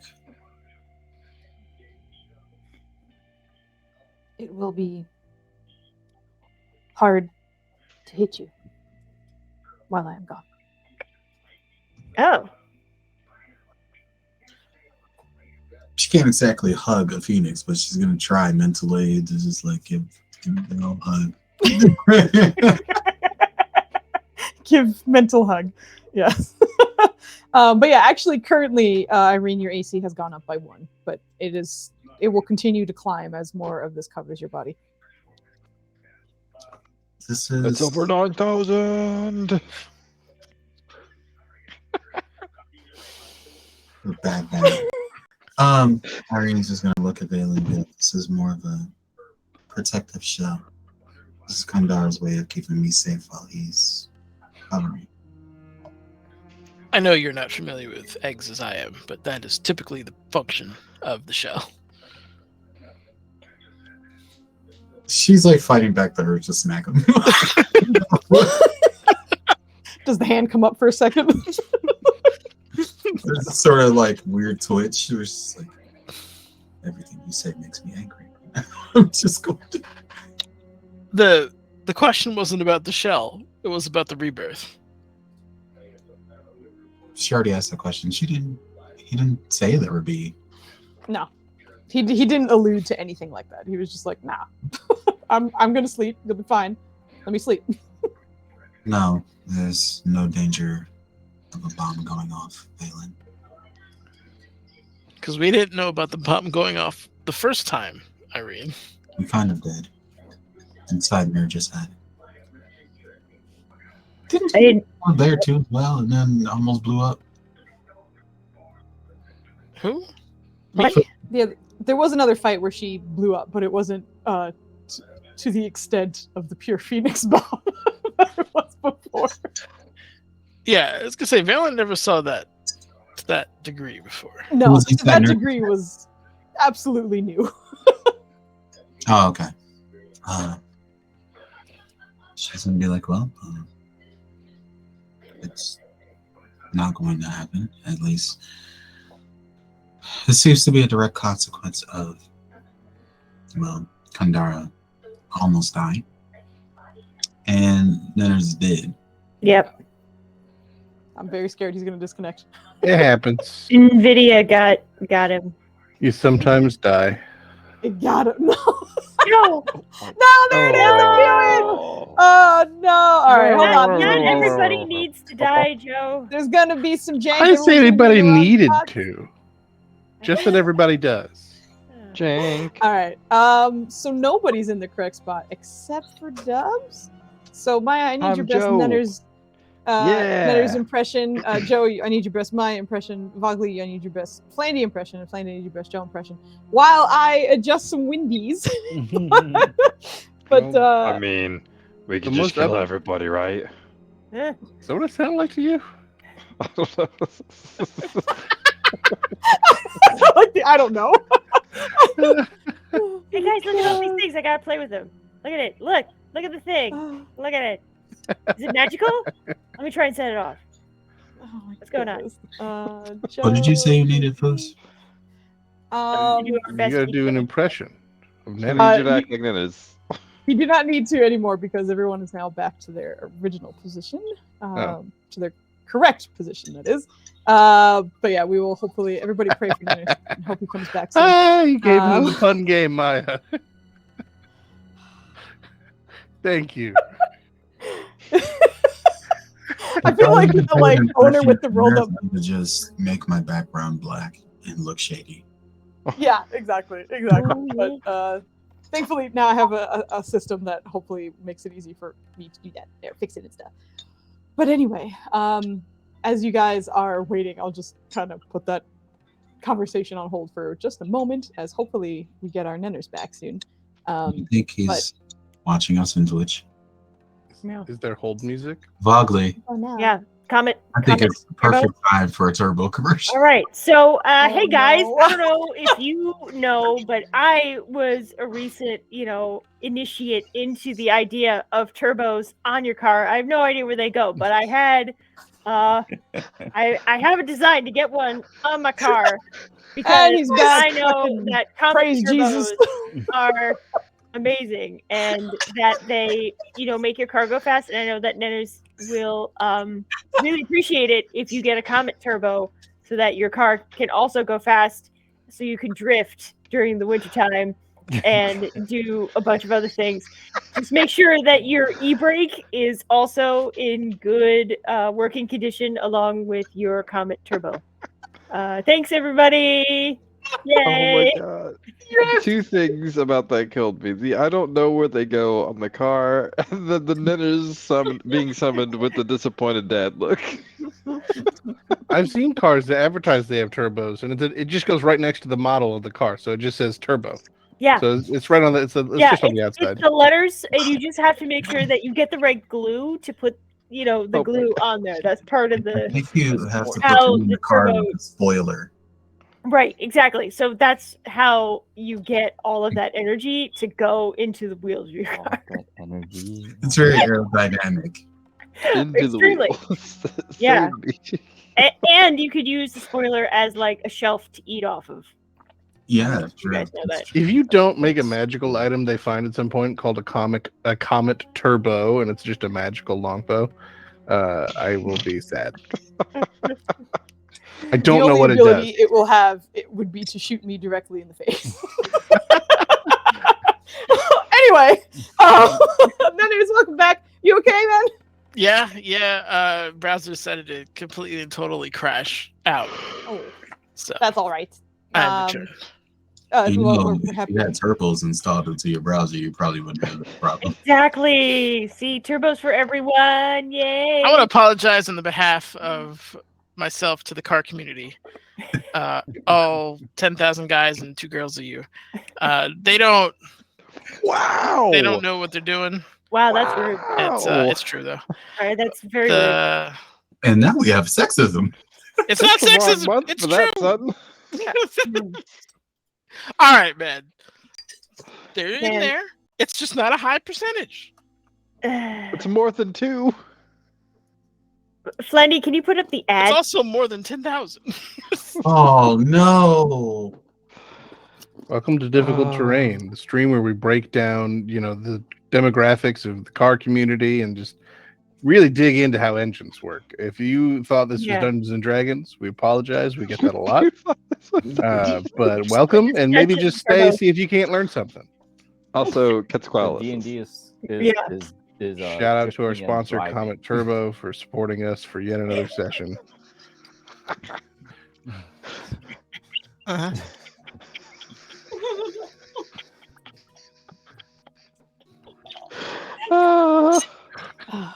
I didn't put enough alcohol in that drink. It looked like what you want to say, Manners, that you're just keeping inside. There's a lot. It's a lot. But Oh boy. it's too long. It's not appropriate venue for that. All right, so somebody was talking to somebody, and then we imploded. It's Turbo, Mockley. It's exclamation Turbo. I thought I did that. Oh, it didn't work. There it is. Okay. Anyone else surprised that the Comet Turbos don't work? Why are you mad, Nene? Nobody's mad. I don't believe that for a minute. Why are you mad? Why? Okay, so a conversation was being had. We lost our poor netters. We got derailed, but we are here. So I believe Irene was speaking with Valen about something. I didn't know. I'm sure you don't remember where that is. Yeah, she was holding back the desire to slap the shit out of him for all his comments. Yeah, I do remember that. He asked you if you were going to blow up again, and then you told him the purpose of an eggshell. And then she said, no, it's not going to happen. But the no was secondary. If I ask you, is this drink spicy? And you said the glass is made out of glass to hold the liquid. And then you tell me it's not spicy. It's still kind of silly, right? Sometimes the information, that's just how it comes at you. I was just bringing up the information as Kandara tells me. So, firstly, this is a protective shell. And secondly, he is resting and recovering. And thirdly, when he's done doing so, I imagine that is when the shell will be near completion. And no, there will not be a detonation. Well, hopefully Nerger will be around to help you molt the shell. That's a very personal thing, Valen. Do you? No, you don't. It's interesting because he was born in an egg. Well, I mean, so was I, and I had, full, I remember the egg, part of the egg, being stuck to me. I had to pull it up. But anyway, there's shedding. I mean, this is getting kind of, for Dragonborn, is very personal. Some of these things, just, I don't know. Whatever you want, Irene. Whatever you're comfortable with. I'm comfortable from us continuing on, were we going to visit our celestial friend? No, you guys were waiting for the guard to come back, which he kind of eventually wanders his way back towards you. Okay. Severe is seemingly in better spirits. If you'd like to come talk to him, you can, but might not be for terribly long. We are still checking in on a few things. Did you need to see him? Yes. Please. All right. Right this way. And, he turns to lead you back into the very familiar room. Why did he walk up like that? I don't know. Andy, what's wrong with you? She's trying to keep a narrative. Stop distracting her. It's okay. Oh my god. That sounds like we have Friday energy today. We are very all over the place. But as we are heading back in, for those who haven't seen this, which I think is just Garai, the room itself seems just to be barely even called a room. There seems to be sort of grating along the floors that some are large enough for a whole person to fall through, but as you're looking through it, much like the rest of the palace, there seems to be some dimensional expanse to this room, and there's running water along numerous different places in this room. Below you, beside you, above you, there's always the sound of running water in here. But whereas it normally is just the soft sound of the water and Severe's very calm voice, you see that the spirit healer, or the soul healer, excuse me, is standing with numerous guards around him. And while the guards seem a little, not frantic, but concerned, Severe himself seems still very calm. And being the very tall, sort of bald human that he is, dressed in his sort of draping robes as per usual, just seems to kind of be calmly addressing their conversation. But as you walk in, his glowing golden eyes turn in your direction. Oh, welcome back, Preventers. Severe, how are you? All things considered, good, but there seem to be many disturbances around the city. And you yourselves seem as though you have engaged in a scuffle? Unfortunately, we were attacked. Valen, did you want to say something? I didn't mean to interrupt. No, you're fine. Okay. We heard that you heard the violin, a violin, recently? How recent? Correct.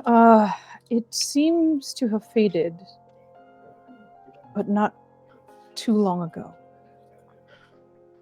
It lasted for some time, and I have never heard it before. But it was a song I was familiar with. I alerted the guard, and here we stand. Wait, familiar with it? You've heard it before? I have.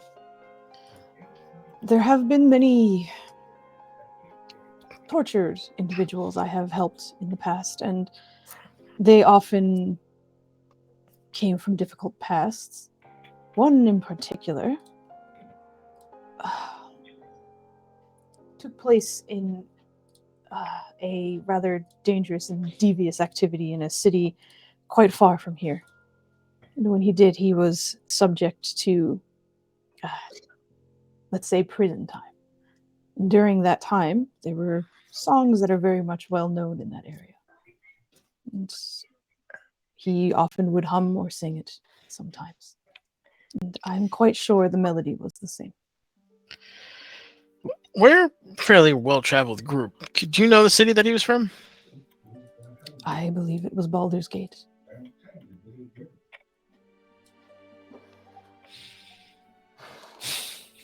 Of course it was. Thank you. You're welcome. I imagine you didn't come here simply to ask about my well-being, though. Well, it was... I mean, primarily, yeah. Right.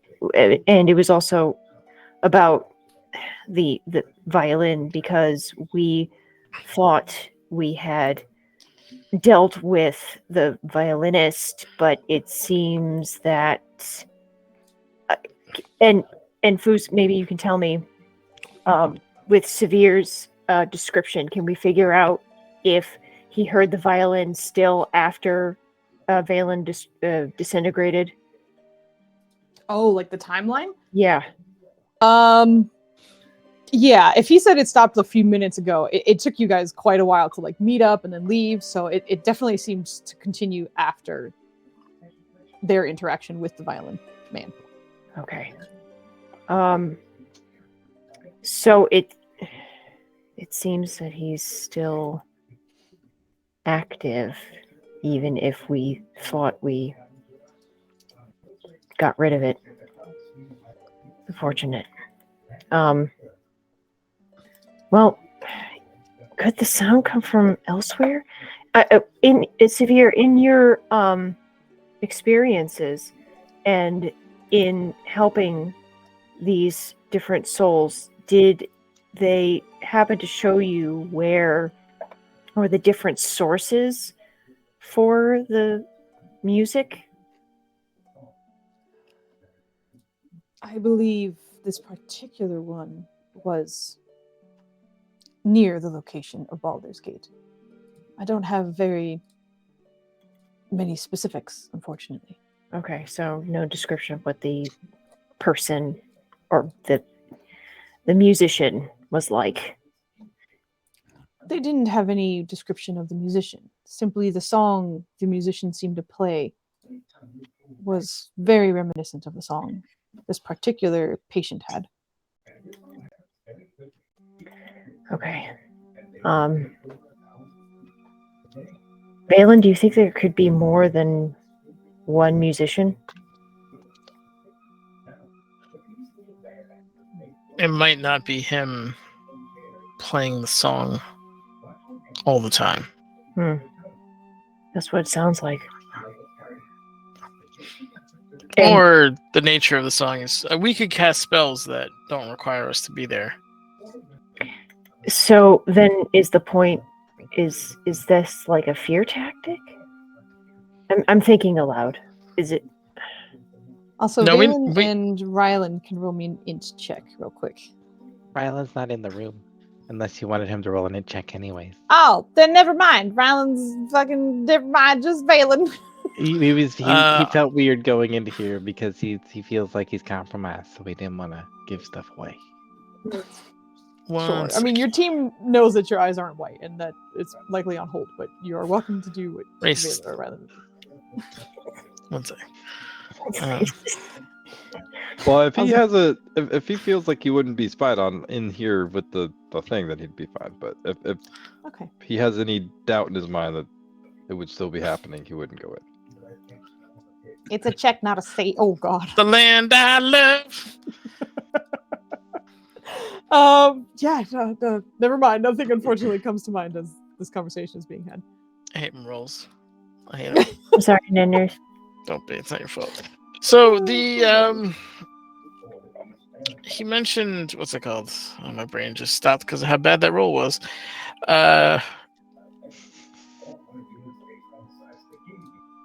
You're not a man to shirk away from the reality of things. The song usually means you're marked, which obviously the guards are here to prevent. I imagine that would be quite the task. I spend most days and nights in this palace, and you're well aware of the wards in place. Painfully so. That's why I'm also surprised it somehow got through them. Which That seems to be what has gotten under all of the guards' skin currently. Gotten under all of our skin. Would you have any... As a seer, you're more sensitive than most. Would you know of a pathway or a vector that such a sound could travel through that isn't of inherently magical means? If it is simply physical sound, and it is simply a manipulation of it, then unfortunately I wouldn't have much in the way of that. I fully imagine something as particular as this is a skill, perhaps, that we have never seen before. Certainly rare. It seems to ignore magic at times. I've tried elements of silence and things like that don't do anything to stop these songs. Even thunderous spells, which deafen most people, and shouldn't at least drown out whatever sound is coming through. Correct. There are certain, I suppose, strengths and abilities that are innate to creatures or people, individuals, that otherwise can not be bound by magical or perhaps weave particular abilities. For example, a lot of my healing and the seeing that comes with it is not bound by magic. Should I be in an anti-magic field, I can still conduct my meditation and soul searches necessary with patience. And I have sensed, and he kind of looks through the group for a second before he settles on Kemen, that others also have, I suppose, non-magical based abilities. Might be something similar. This isn't psionics. No, likely not.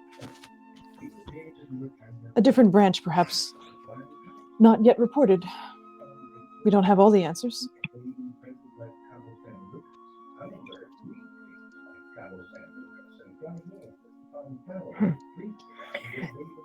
My next question would be, what kind of creature uses or class uses magical means to, I guess, cast spells or have these abilities? Is it a means? Is it a medium? I don't know. Have you heard of anything like that, Severe?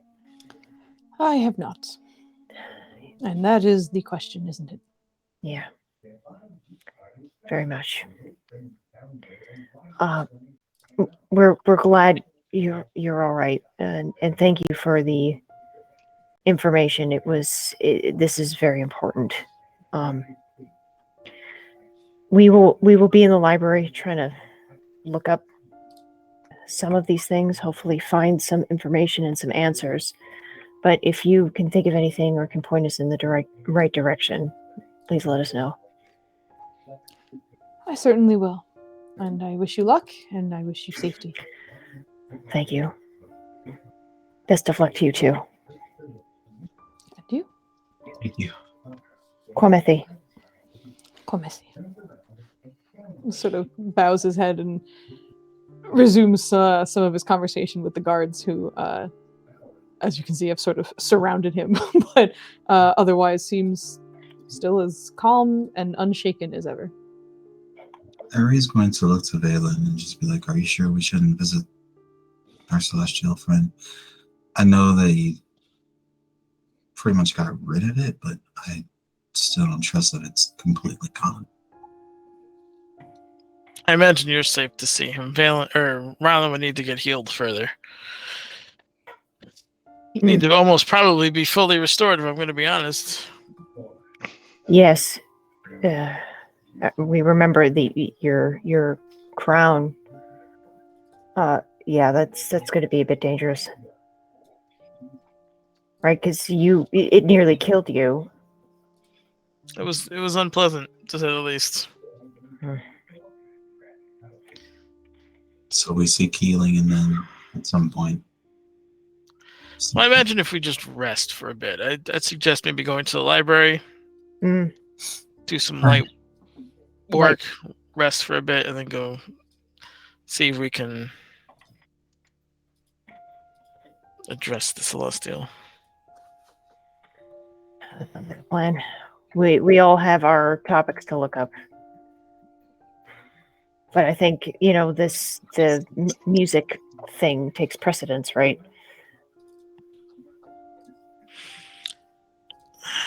Not necessarily. Hey, Valen.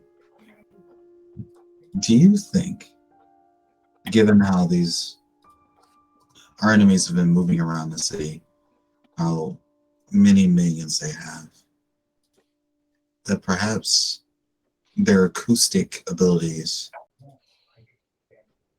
might be linked to items placed around the city? That's an interesting way of putting it. Like mines or, I guess, artifacts or some type of magical item, because it could be that the image is meant to distract us from looking from the source of the sound. Could it be a brick? It's certainly possible. Some kind of resonator or repeater or something of that nature. We're unable to prevent it from getting to us magically, so perhaps it's something more mundane in nature. Here's the thing: it can interfere with magic, so there's a touch point there. Yes, some sort of odd frequency. Maybe in theory, we should be. What? Something extraplanar in origin, maybe? Yeah, it's almost always magical, though. True, but for example, a lot of extraplanar creatures, even Kandara, there are things that we do that seem magical, but are not really so in the strictest sense. I don't know. It's possible. We just need information to back this up. Yeah, the library is our best bet right now. Well, that's why I brought that up now. I'm going to look for this. Just double check. Was there a pre-existing library plan, or did I miss something? This library plan was in place before you came to the group. Like for days, they've been like, "We got to go visit the Royal Library at some point because we got." I'm just sitting here wondering what they're thinking is going to be written in a book about this bow guy. Yeah, Bow bitch. The Bobard bitch, Barbode bitch. Poor Joe's just like, was there a plan for? Just why triple is everyone check. I talking was about the able to, library? with context, be like, this had to predate me being here. But from Garai's perspective, I'm just like, we aren't going to learn anything in a book. Yeah, not about this problem. It's in a book. Reading Rainbow. That is awesome, and I love it. Okay, so assuming everybody heads along, you guys head off towards the Royal Library, which had been kind of alerted to your presence in advance, thankfully. So getting directions from guards or even heading in the right direction, thankfully, isn't too much of an ask. But as you head there, there still seems to be plenty of sort of bustle and running about. But at the doorway, there still seem to be guards that are posted, sort of having conversation with a few people here and there. But as your team approaches, sort of a hand goes up immediately. Good day. Are you planning on taking the animals in with you? There is a danger of the books being damaged, and we have to be careful about that. Oh, Ryland, maybe you can stay out here with Treebender and Rusi. Is that okay? I mean, they're well behaved, and he does his thing. If there's any damage to the books, I will mend them or replace them.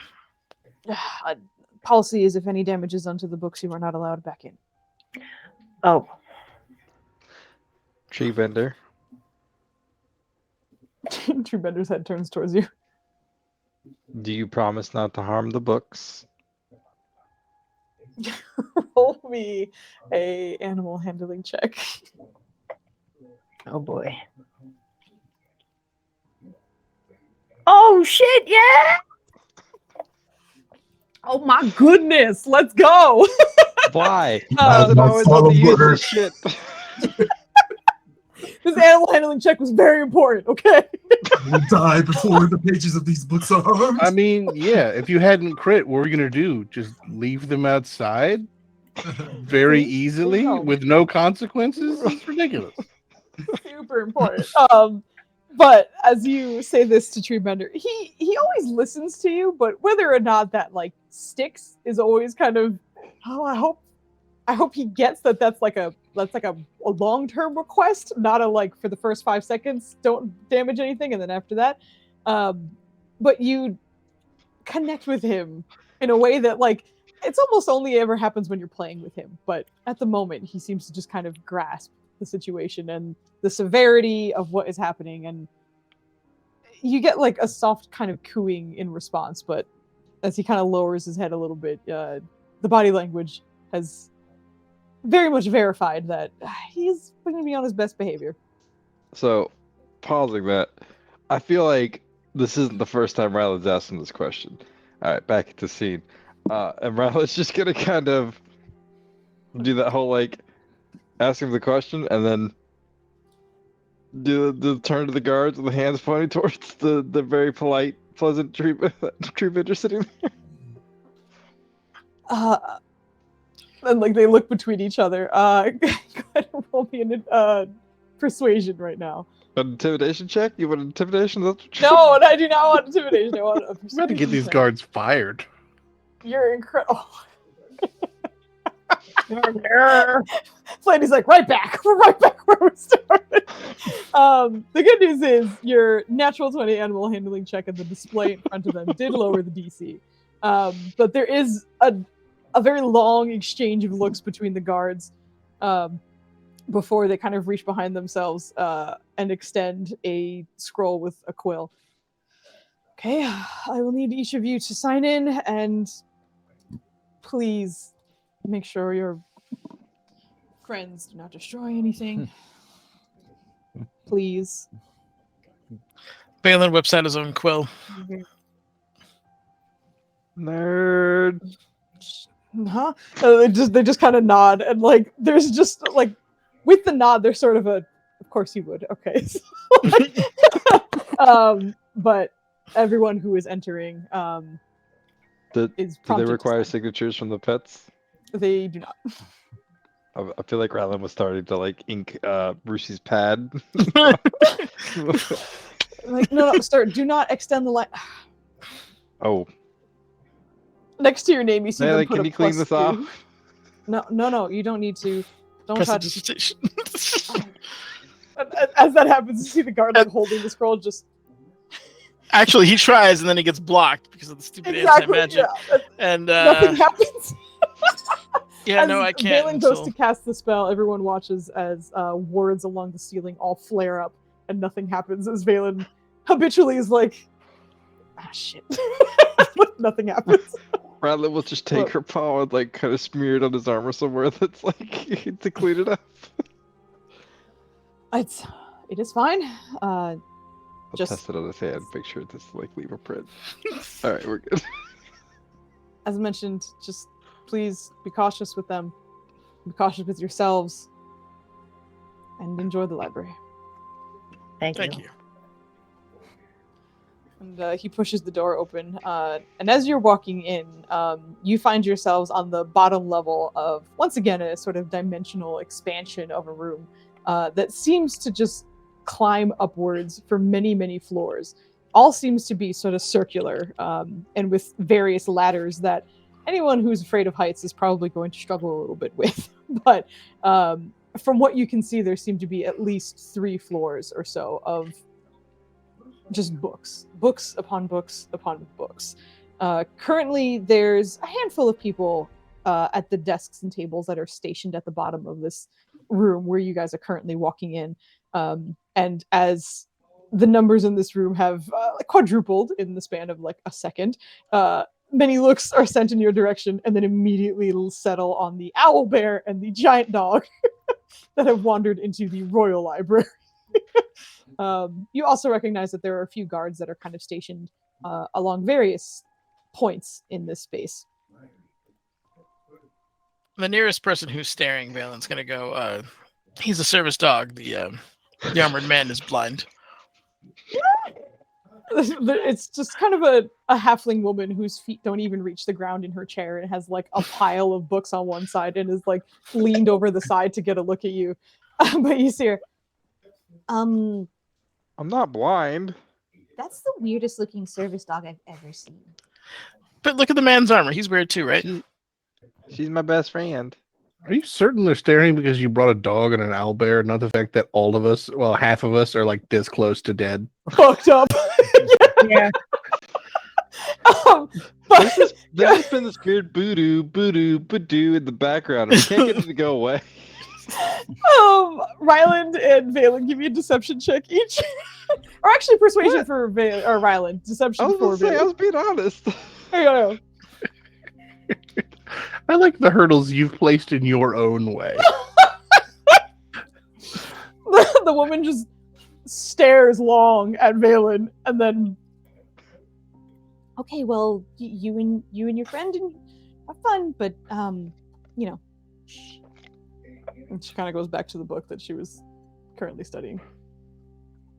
Ryland's gonna whisper to Valen through the earpiece and be like, "It's one of these types of libraries. I hate these types of libraries. Why do they gotta make us quiet?" Because people are snooty and they can't deal with distractions. Not to I mean, question you saying that. our aims, but what is it you hope to learn here? Anything more than what we and Yer just says this in a hushed voice, anything more than what we have, which is far better. Alternate forms of power besides magic and psionics. If there's anything specific to those, perhaps we can go down that path. In addition, local history, anything that ties between this particular group of people, if there's been... Because the thing about books is they don't always have the right, like, direct answer, but they have the variables to an equation that will get you the answer. So that's essentially what I'm looking for. I feel like- Question. Yes. Why does it sound like comical villains are following us with the music? Oh, because I got really quiet all of a sudden. following you. I didn't even know. But I was going to say, Well- Irene's going to go off on her own and just seek out somebody who can direct her to books on acoustics and how they may interact with magic, acoustic items, etc., etc. Okay.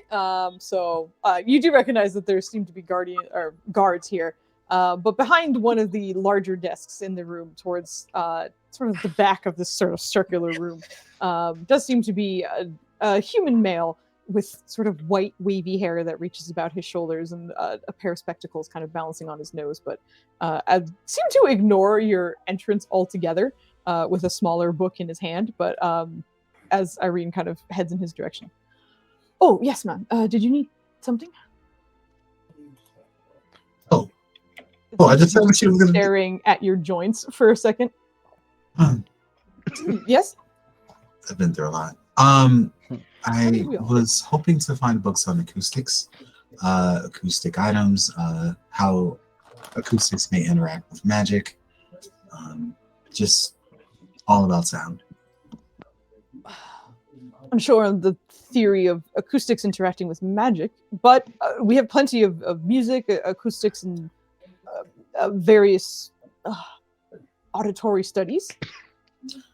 Are there any books specifically on acoustic items, like things maybe infused with sound that can be placed somewhere? Or Oh dear. If there's any hope of it, it would still be in the sort of auditory studies, which I believe is on the 3rd floor. I can guide you if you like. please do. Sure. And as he sits sort of neatly behind this desk, you see him lean back a little bit and then just sort of whisper something under his breath. And as he kind of moves with it, lean back a little bit. As he sort of moves his fingers, you watch as a little bit of what seems to be sort of bright, like a almost tannish color, kind of similar to like the wood in this room, kind of extends from his hand and sort of floats in front of him for a second before he wafts it off, and it just kind of floats a good 10 or so feet in front of you, but seems to be heading in a certain direction. But it waits when you don't seem to move. Go ahead and follow that, and it'll lead you right where you need to go. She's gonna do just that. Okay. You find yourself having to scale a few ladders to get there, but as you do, the height is tremendous. Even though it is 3 floors, each floor seems to be about 25 or so feet in height. So, and there do seem to thankfully be railings on each of these floors, but you can very much kind of like see down, and the height is a bit imposing. But you head on up to the 3rd floor with your little sort of floating guide in front of you. But he resumes reading his smaller book. Unlike me, Irene is likely very fearless about heights. So I imagine she's going up there like she ain't no punk. So I hear that. I fully forgot that you were afraid of heights. Did you now? I did. Interesting. I know, I'm a bad person. And Nirja is gonna follow suit, go up to the man and say, I'm looking for a very particular kind of dragon, but I also know that there's very limited information on it. So can you direct me to the subject for, I guess, rare dragons, or maybe even folklore fables about dragons? We have an extensive dragon section. If you're welcome to do some digging, of course. But what dragon in particular? It's called a Soul Seeker dragon. I know that next to no one has heard about this. So I'm hoping to maybe find a story or a fable, even about it. Something obscure, maybe. That might still be within the dragon section. If that doesn't serve what you're looking for, we can always look in the folklore or rumors sort of section that we actually did record and document those as well. So start in the dragon section and then perhaps find your way over to the folklore section. Okay. Thank you very much for your help. I appreciate it. No problem. Let me provide you with a guide, and much like with Irene, he kind of summons forth a small sort of moat of energy that waits for you to follow, and you find yourself on the 2nd floor. Okay, and she's just gonna, she's gonna look at books that are anthologies that have, also an index, and try and look up the actual name, and then anything that comes close to that name, or the qualities or behaviors of a soul seeker dragon, like dragon's memory loss, dragons, something like that. No problem. I am going to have everyone kind of do their research. I think we're going to get everyone where they need to go. We're going to have a few things that you guys are going to find, and then anything extensive we'll end before that gets to that, so you guys have a little bit of time to gather that information. But you are in the dragon section currently searching for stuff, and Irene is in another section. Anybody else who would like to research something in particular? I feel like in the middle of Valen's nerd speech, Rylan just kind of wandered off. Is there like a system here that mimics anything that's relatively familiar to Rylan based on his experience with Valen and libraries? Because Valen has dragged you to many libraries, you understand that there is certainly a cataloging that has to be done in order to find everything neatly. However, you can't find the rhyme or reason to this one. Things are labeled, and you're not entirely sure what order it goes in. It seems to shift in ways that you're not expecting. I feel like he's gonna take an embarrassingly long amount of time trying to figure it out until someone asks him if he needs help. Riley's just staring at all the books. But he is trying to find books on plants and potions and teas and herbalism. Give me an investigation. Oh boy. I thought you were going to ask when you asked if there were things you were familiar with, I thought you were going to ask if there was a children's section, and I don't know why. You're definitely not playing an idiot or anything. You are invoking the nature of this Nat 1 that's about to happen. Is there a 2nd and 3rd grader section that you can help me find? Yeah, unfortunately, it's going about as well as you described. It's like, I'm trying real hard, but nothing's happening. An attempt is made. Yeah, he's just trying to find it until, like I said, unless someone approaches him and be like, young man, do you need help? No, Yep. you notice it's very much a hands-off library. It seems as though the guards and even the what seems to be a librarian behind the desk they don't seem to be bothered to kind of step up and help you. But every now and then a guard is sort of staring at you like, what the heck is going on? But they don't approach you. Right. So after a long amount of time, I'm just gonna whisper to Valen the thing. I'm like, this, he's whispering. This doesn't make sense. I'm just trying to find books on plants, and I'm in the aquatic section, but it should be the tree section. I don't understand. What's your problem? Books are written on paper. It's clearly the Huey Hexel system. It's not that hard. You just have to follow. They go by 16s. So after every 16, it resets. And But you that's just go. that's not how the rest of them worked. Why is this one different? Every society has their different form of. Listen, where are the plants and potions? Where are you? Maybe let's just get a try to take a look and see if he can figure it out and like send him on his way. Go ahead and give me an investigation. Send him on his way. Just go fuck off over there. Man at the front, just like I did. No, yeah, like, everyone watched you do that, but like apparently it's not how everyone's going to do it, and that's fine. Oh my goodness, Oh. roll 20 is closelining me right now. Okay, Is there it it? is. Irene was like, why can't you just go to the front desk and ask for help like the rest of us did? And also, why are we at CIA in the library? We all come here with just like an earpiece, just like He's gonna Over. whisper back to Irene and be like, "Listen, I've been in libraries before. This one's weird. I thought I could do it." that's why you ask for help. Just it's faster if you just ask for help. This is an unfamiliar place to you. It's unfamiliar to me. This place is huge. Is Valen gets advantage for his moat, but you can't activate your moat while in the palace. Yeah, but I'm Gith Jesus. That should work. You are- You know. You are Gith Jesus. I will say I'm gonna keep you with advantage just because like you've been in many libraries, so Excellent, like thank you you. have an idea of what to look for. But like normally, yeah, we would take that natural one, but we won't do it here. So with your 19, you're like, all right, look, man, what the hell? How does this?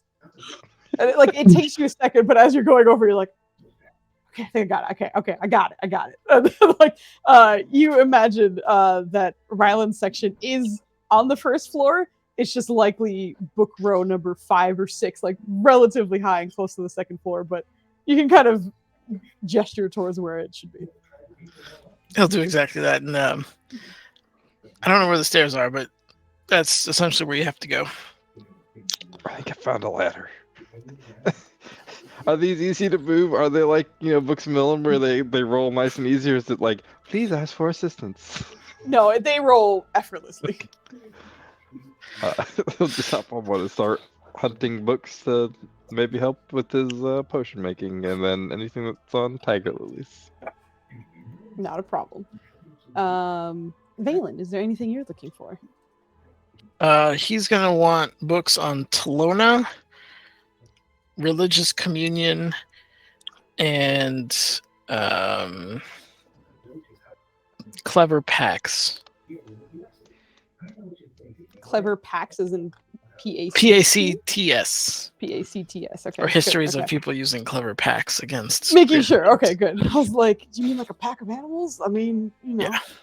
There's a lot of clever animals out there. Okay, never mind. Yeah, not a problem. The religion and sort of deity section is pretty easy to find, thankfully. Also on the second floor, but nearly opposite of your just side. But you find yourself also having to climb one of these very, very tall ladders. I'm just imagining this Clever Pacts book. Just like- so you want to make a deal with a demon. Yeah. Yeah. I wish I had a prankster character right now because they would just slowly push the ladders away when they're near the top. Or just pull them along. Oh, you trying to read? Oh.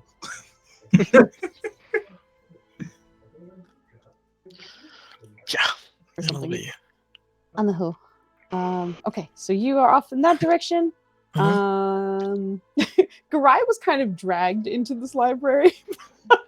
If there's anything you want to look for, you can. Come on, he loves libraries, doesn't he, Foos? he That's how you wrote the fucking character. Loves libraries. Yeah. He's not out to try and murder sit the man and who take a murdered him. short rest. Everyone's doing stuff. I'm just gonna take a nap. Yeah. You just I'm rest gonna like- tend to not a my problem. many wounds. Like me in college, falling asleep on the desk in the library. I don't particularly care for this let's take a break attitude, but I logically know there's not like anything to be done. Listen here, Like- Mr. The short rest start for bitches. Get out of here. Look, there's short rest energy that y'all give off, and then there's short rests when it makes sense. This is now. This is the time. Uh-huh. So with that, you're taking a rest. Codrono, was there anything you wanted to research? He's That gonna works. peruse, just look around, see if anything catches his eye. Okay. In any particular, I guess, genre, or are you just kind of like I don't know, Random with certain book terms on mind? roll. Random book roll? Yeah, it might be a random book roll. Yep. Okay, so just looking. Yep. All right.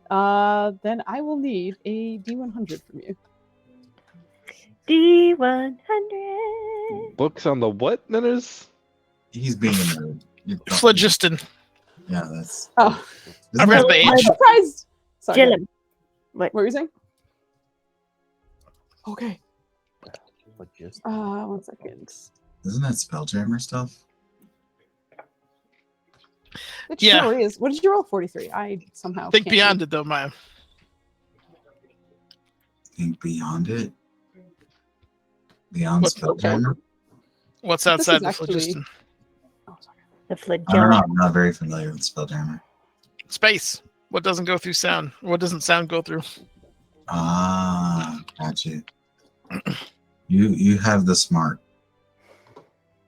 You out here braining real good. But it's magical sound, so it might. We'll find out. So you got one looking up sounds and acoustics and shit, and the other one's just like space. The absence of such. Well, if I can import to, it's one of two things. Either the sound goes through it, great. But two, if he breathes, he's gonna have a problem. So I was about to say, wait, it's like everybody hold your breaths. Or you I just going cast- to like cast like some kind of portal spell and then boot him through. Also, good luck casting any spells that require verbal components. Yeah, right. oh yeah, this is definitely I'm hiding behind my brother situation, but I also, as the group knows, spells that were cast without verbal components were still interrupted. Yeah, Irene tried to silent cast a few of them and it just didn't work.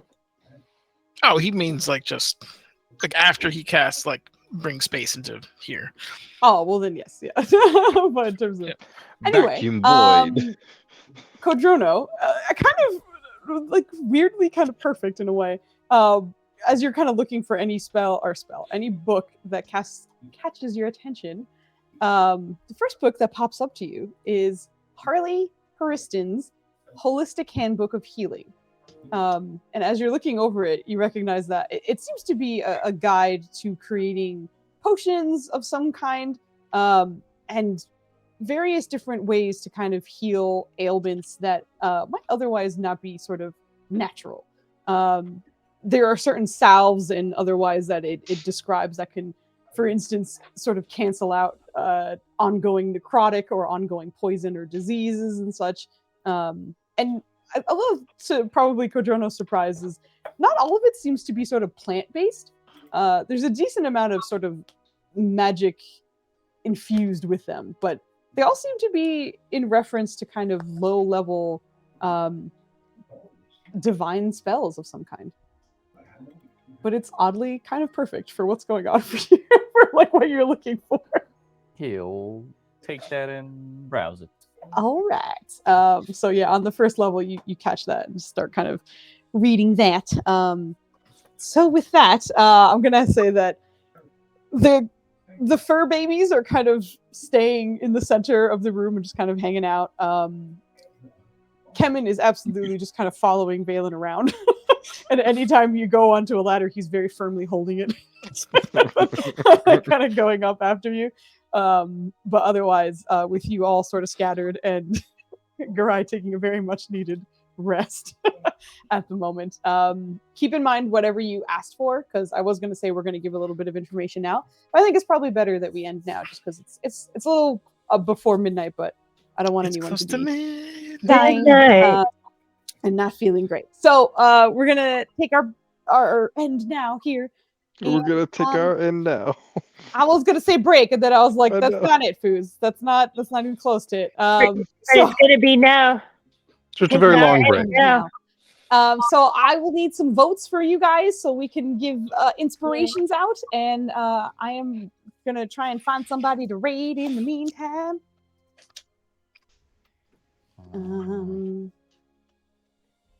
Okay. Let me search for some. Also, if anyone has any suggestions for raid, we take those too. Hold on, let me see. Singy Foos is the best Foos. What Foos? Singy. Singy. Oh, Singy. I'm not singing. D. Yeah, oh my god, I D all the time. It's to the point where I got dubs to D too. Ba-dum. D. Dee. Oh, they look like they might be almost done though. I find people to raid and then they look like they're nearly done. Denners, damn it, hurry up. Stop yelling at me, woman. I don't know what your threshold for numbers is, but I keep seeing dork tails, and then I go, ooh, in my head, and it makes me happy every time. Yeah, I usually try and get smaller. That's what I saw. I was like, ability. it's a great name, but they've got a decent. Yeah, they're fine. I'm finding a bunch that I would love to, but they look like they're at like 4-ish hours, a lot of them, and I imagine they'll be ending soon. Like us ending, yeah. Right, exactly. So I'm Insomnia feels like insomnia. Feels like insomnia. God damn it, that is that second one. That second one got me good. That's a good one. Oh, it's stupid, but it's a good one. Okay. God, the votes are everywhere. We got to vote for everybody here. All right, hold on. Who's gonna have to count? Don't have to. She might have to take off her shoes. She got this. Ah, shit, guys, hold on. Someone in here got 17 votes, so I need my toes. Jesus. Get all toes. No, They but never it leave looks me. like It's there. Irene, you are back on the board, girl. So we have congratulations to Irene and Valen. The two of you are the Oh, don't give me. Oh, don't give. Okay. And that's always his answer. He's always like, "Don't I do it." just want to remind you all that I rolled a 2. My last inspiration. I don't know if that's the best move, but thank you. It is that is correct, but it's also hilarious. All right, everyone is almost done, but fuck it, I'm just gonna choose this one because I don't know. We'll see how long they're active for. Roll. We're gonna go raid Grumpy Dungeon Masters. Yay! That's their actual name. But we're gonna go say hi to them. They have a pretty cool setup and stuff, and hopefully they're having a good time. And as per usual, thank you guys for hanging out with us. Good, everybody. And, don't forget, we'll be back Wednesday for Nenner's dope ass short series. And I'm very excited for it. But yeah, we'll see you then. It'll be great. Bye. I too. I'm excited. Everyone's excited.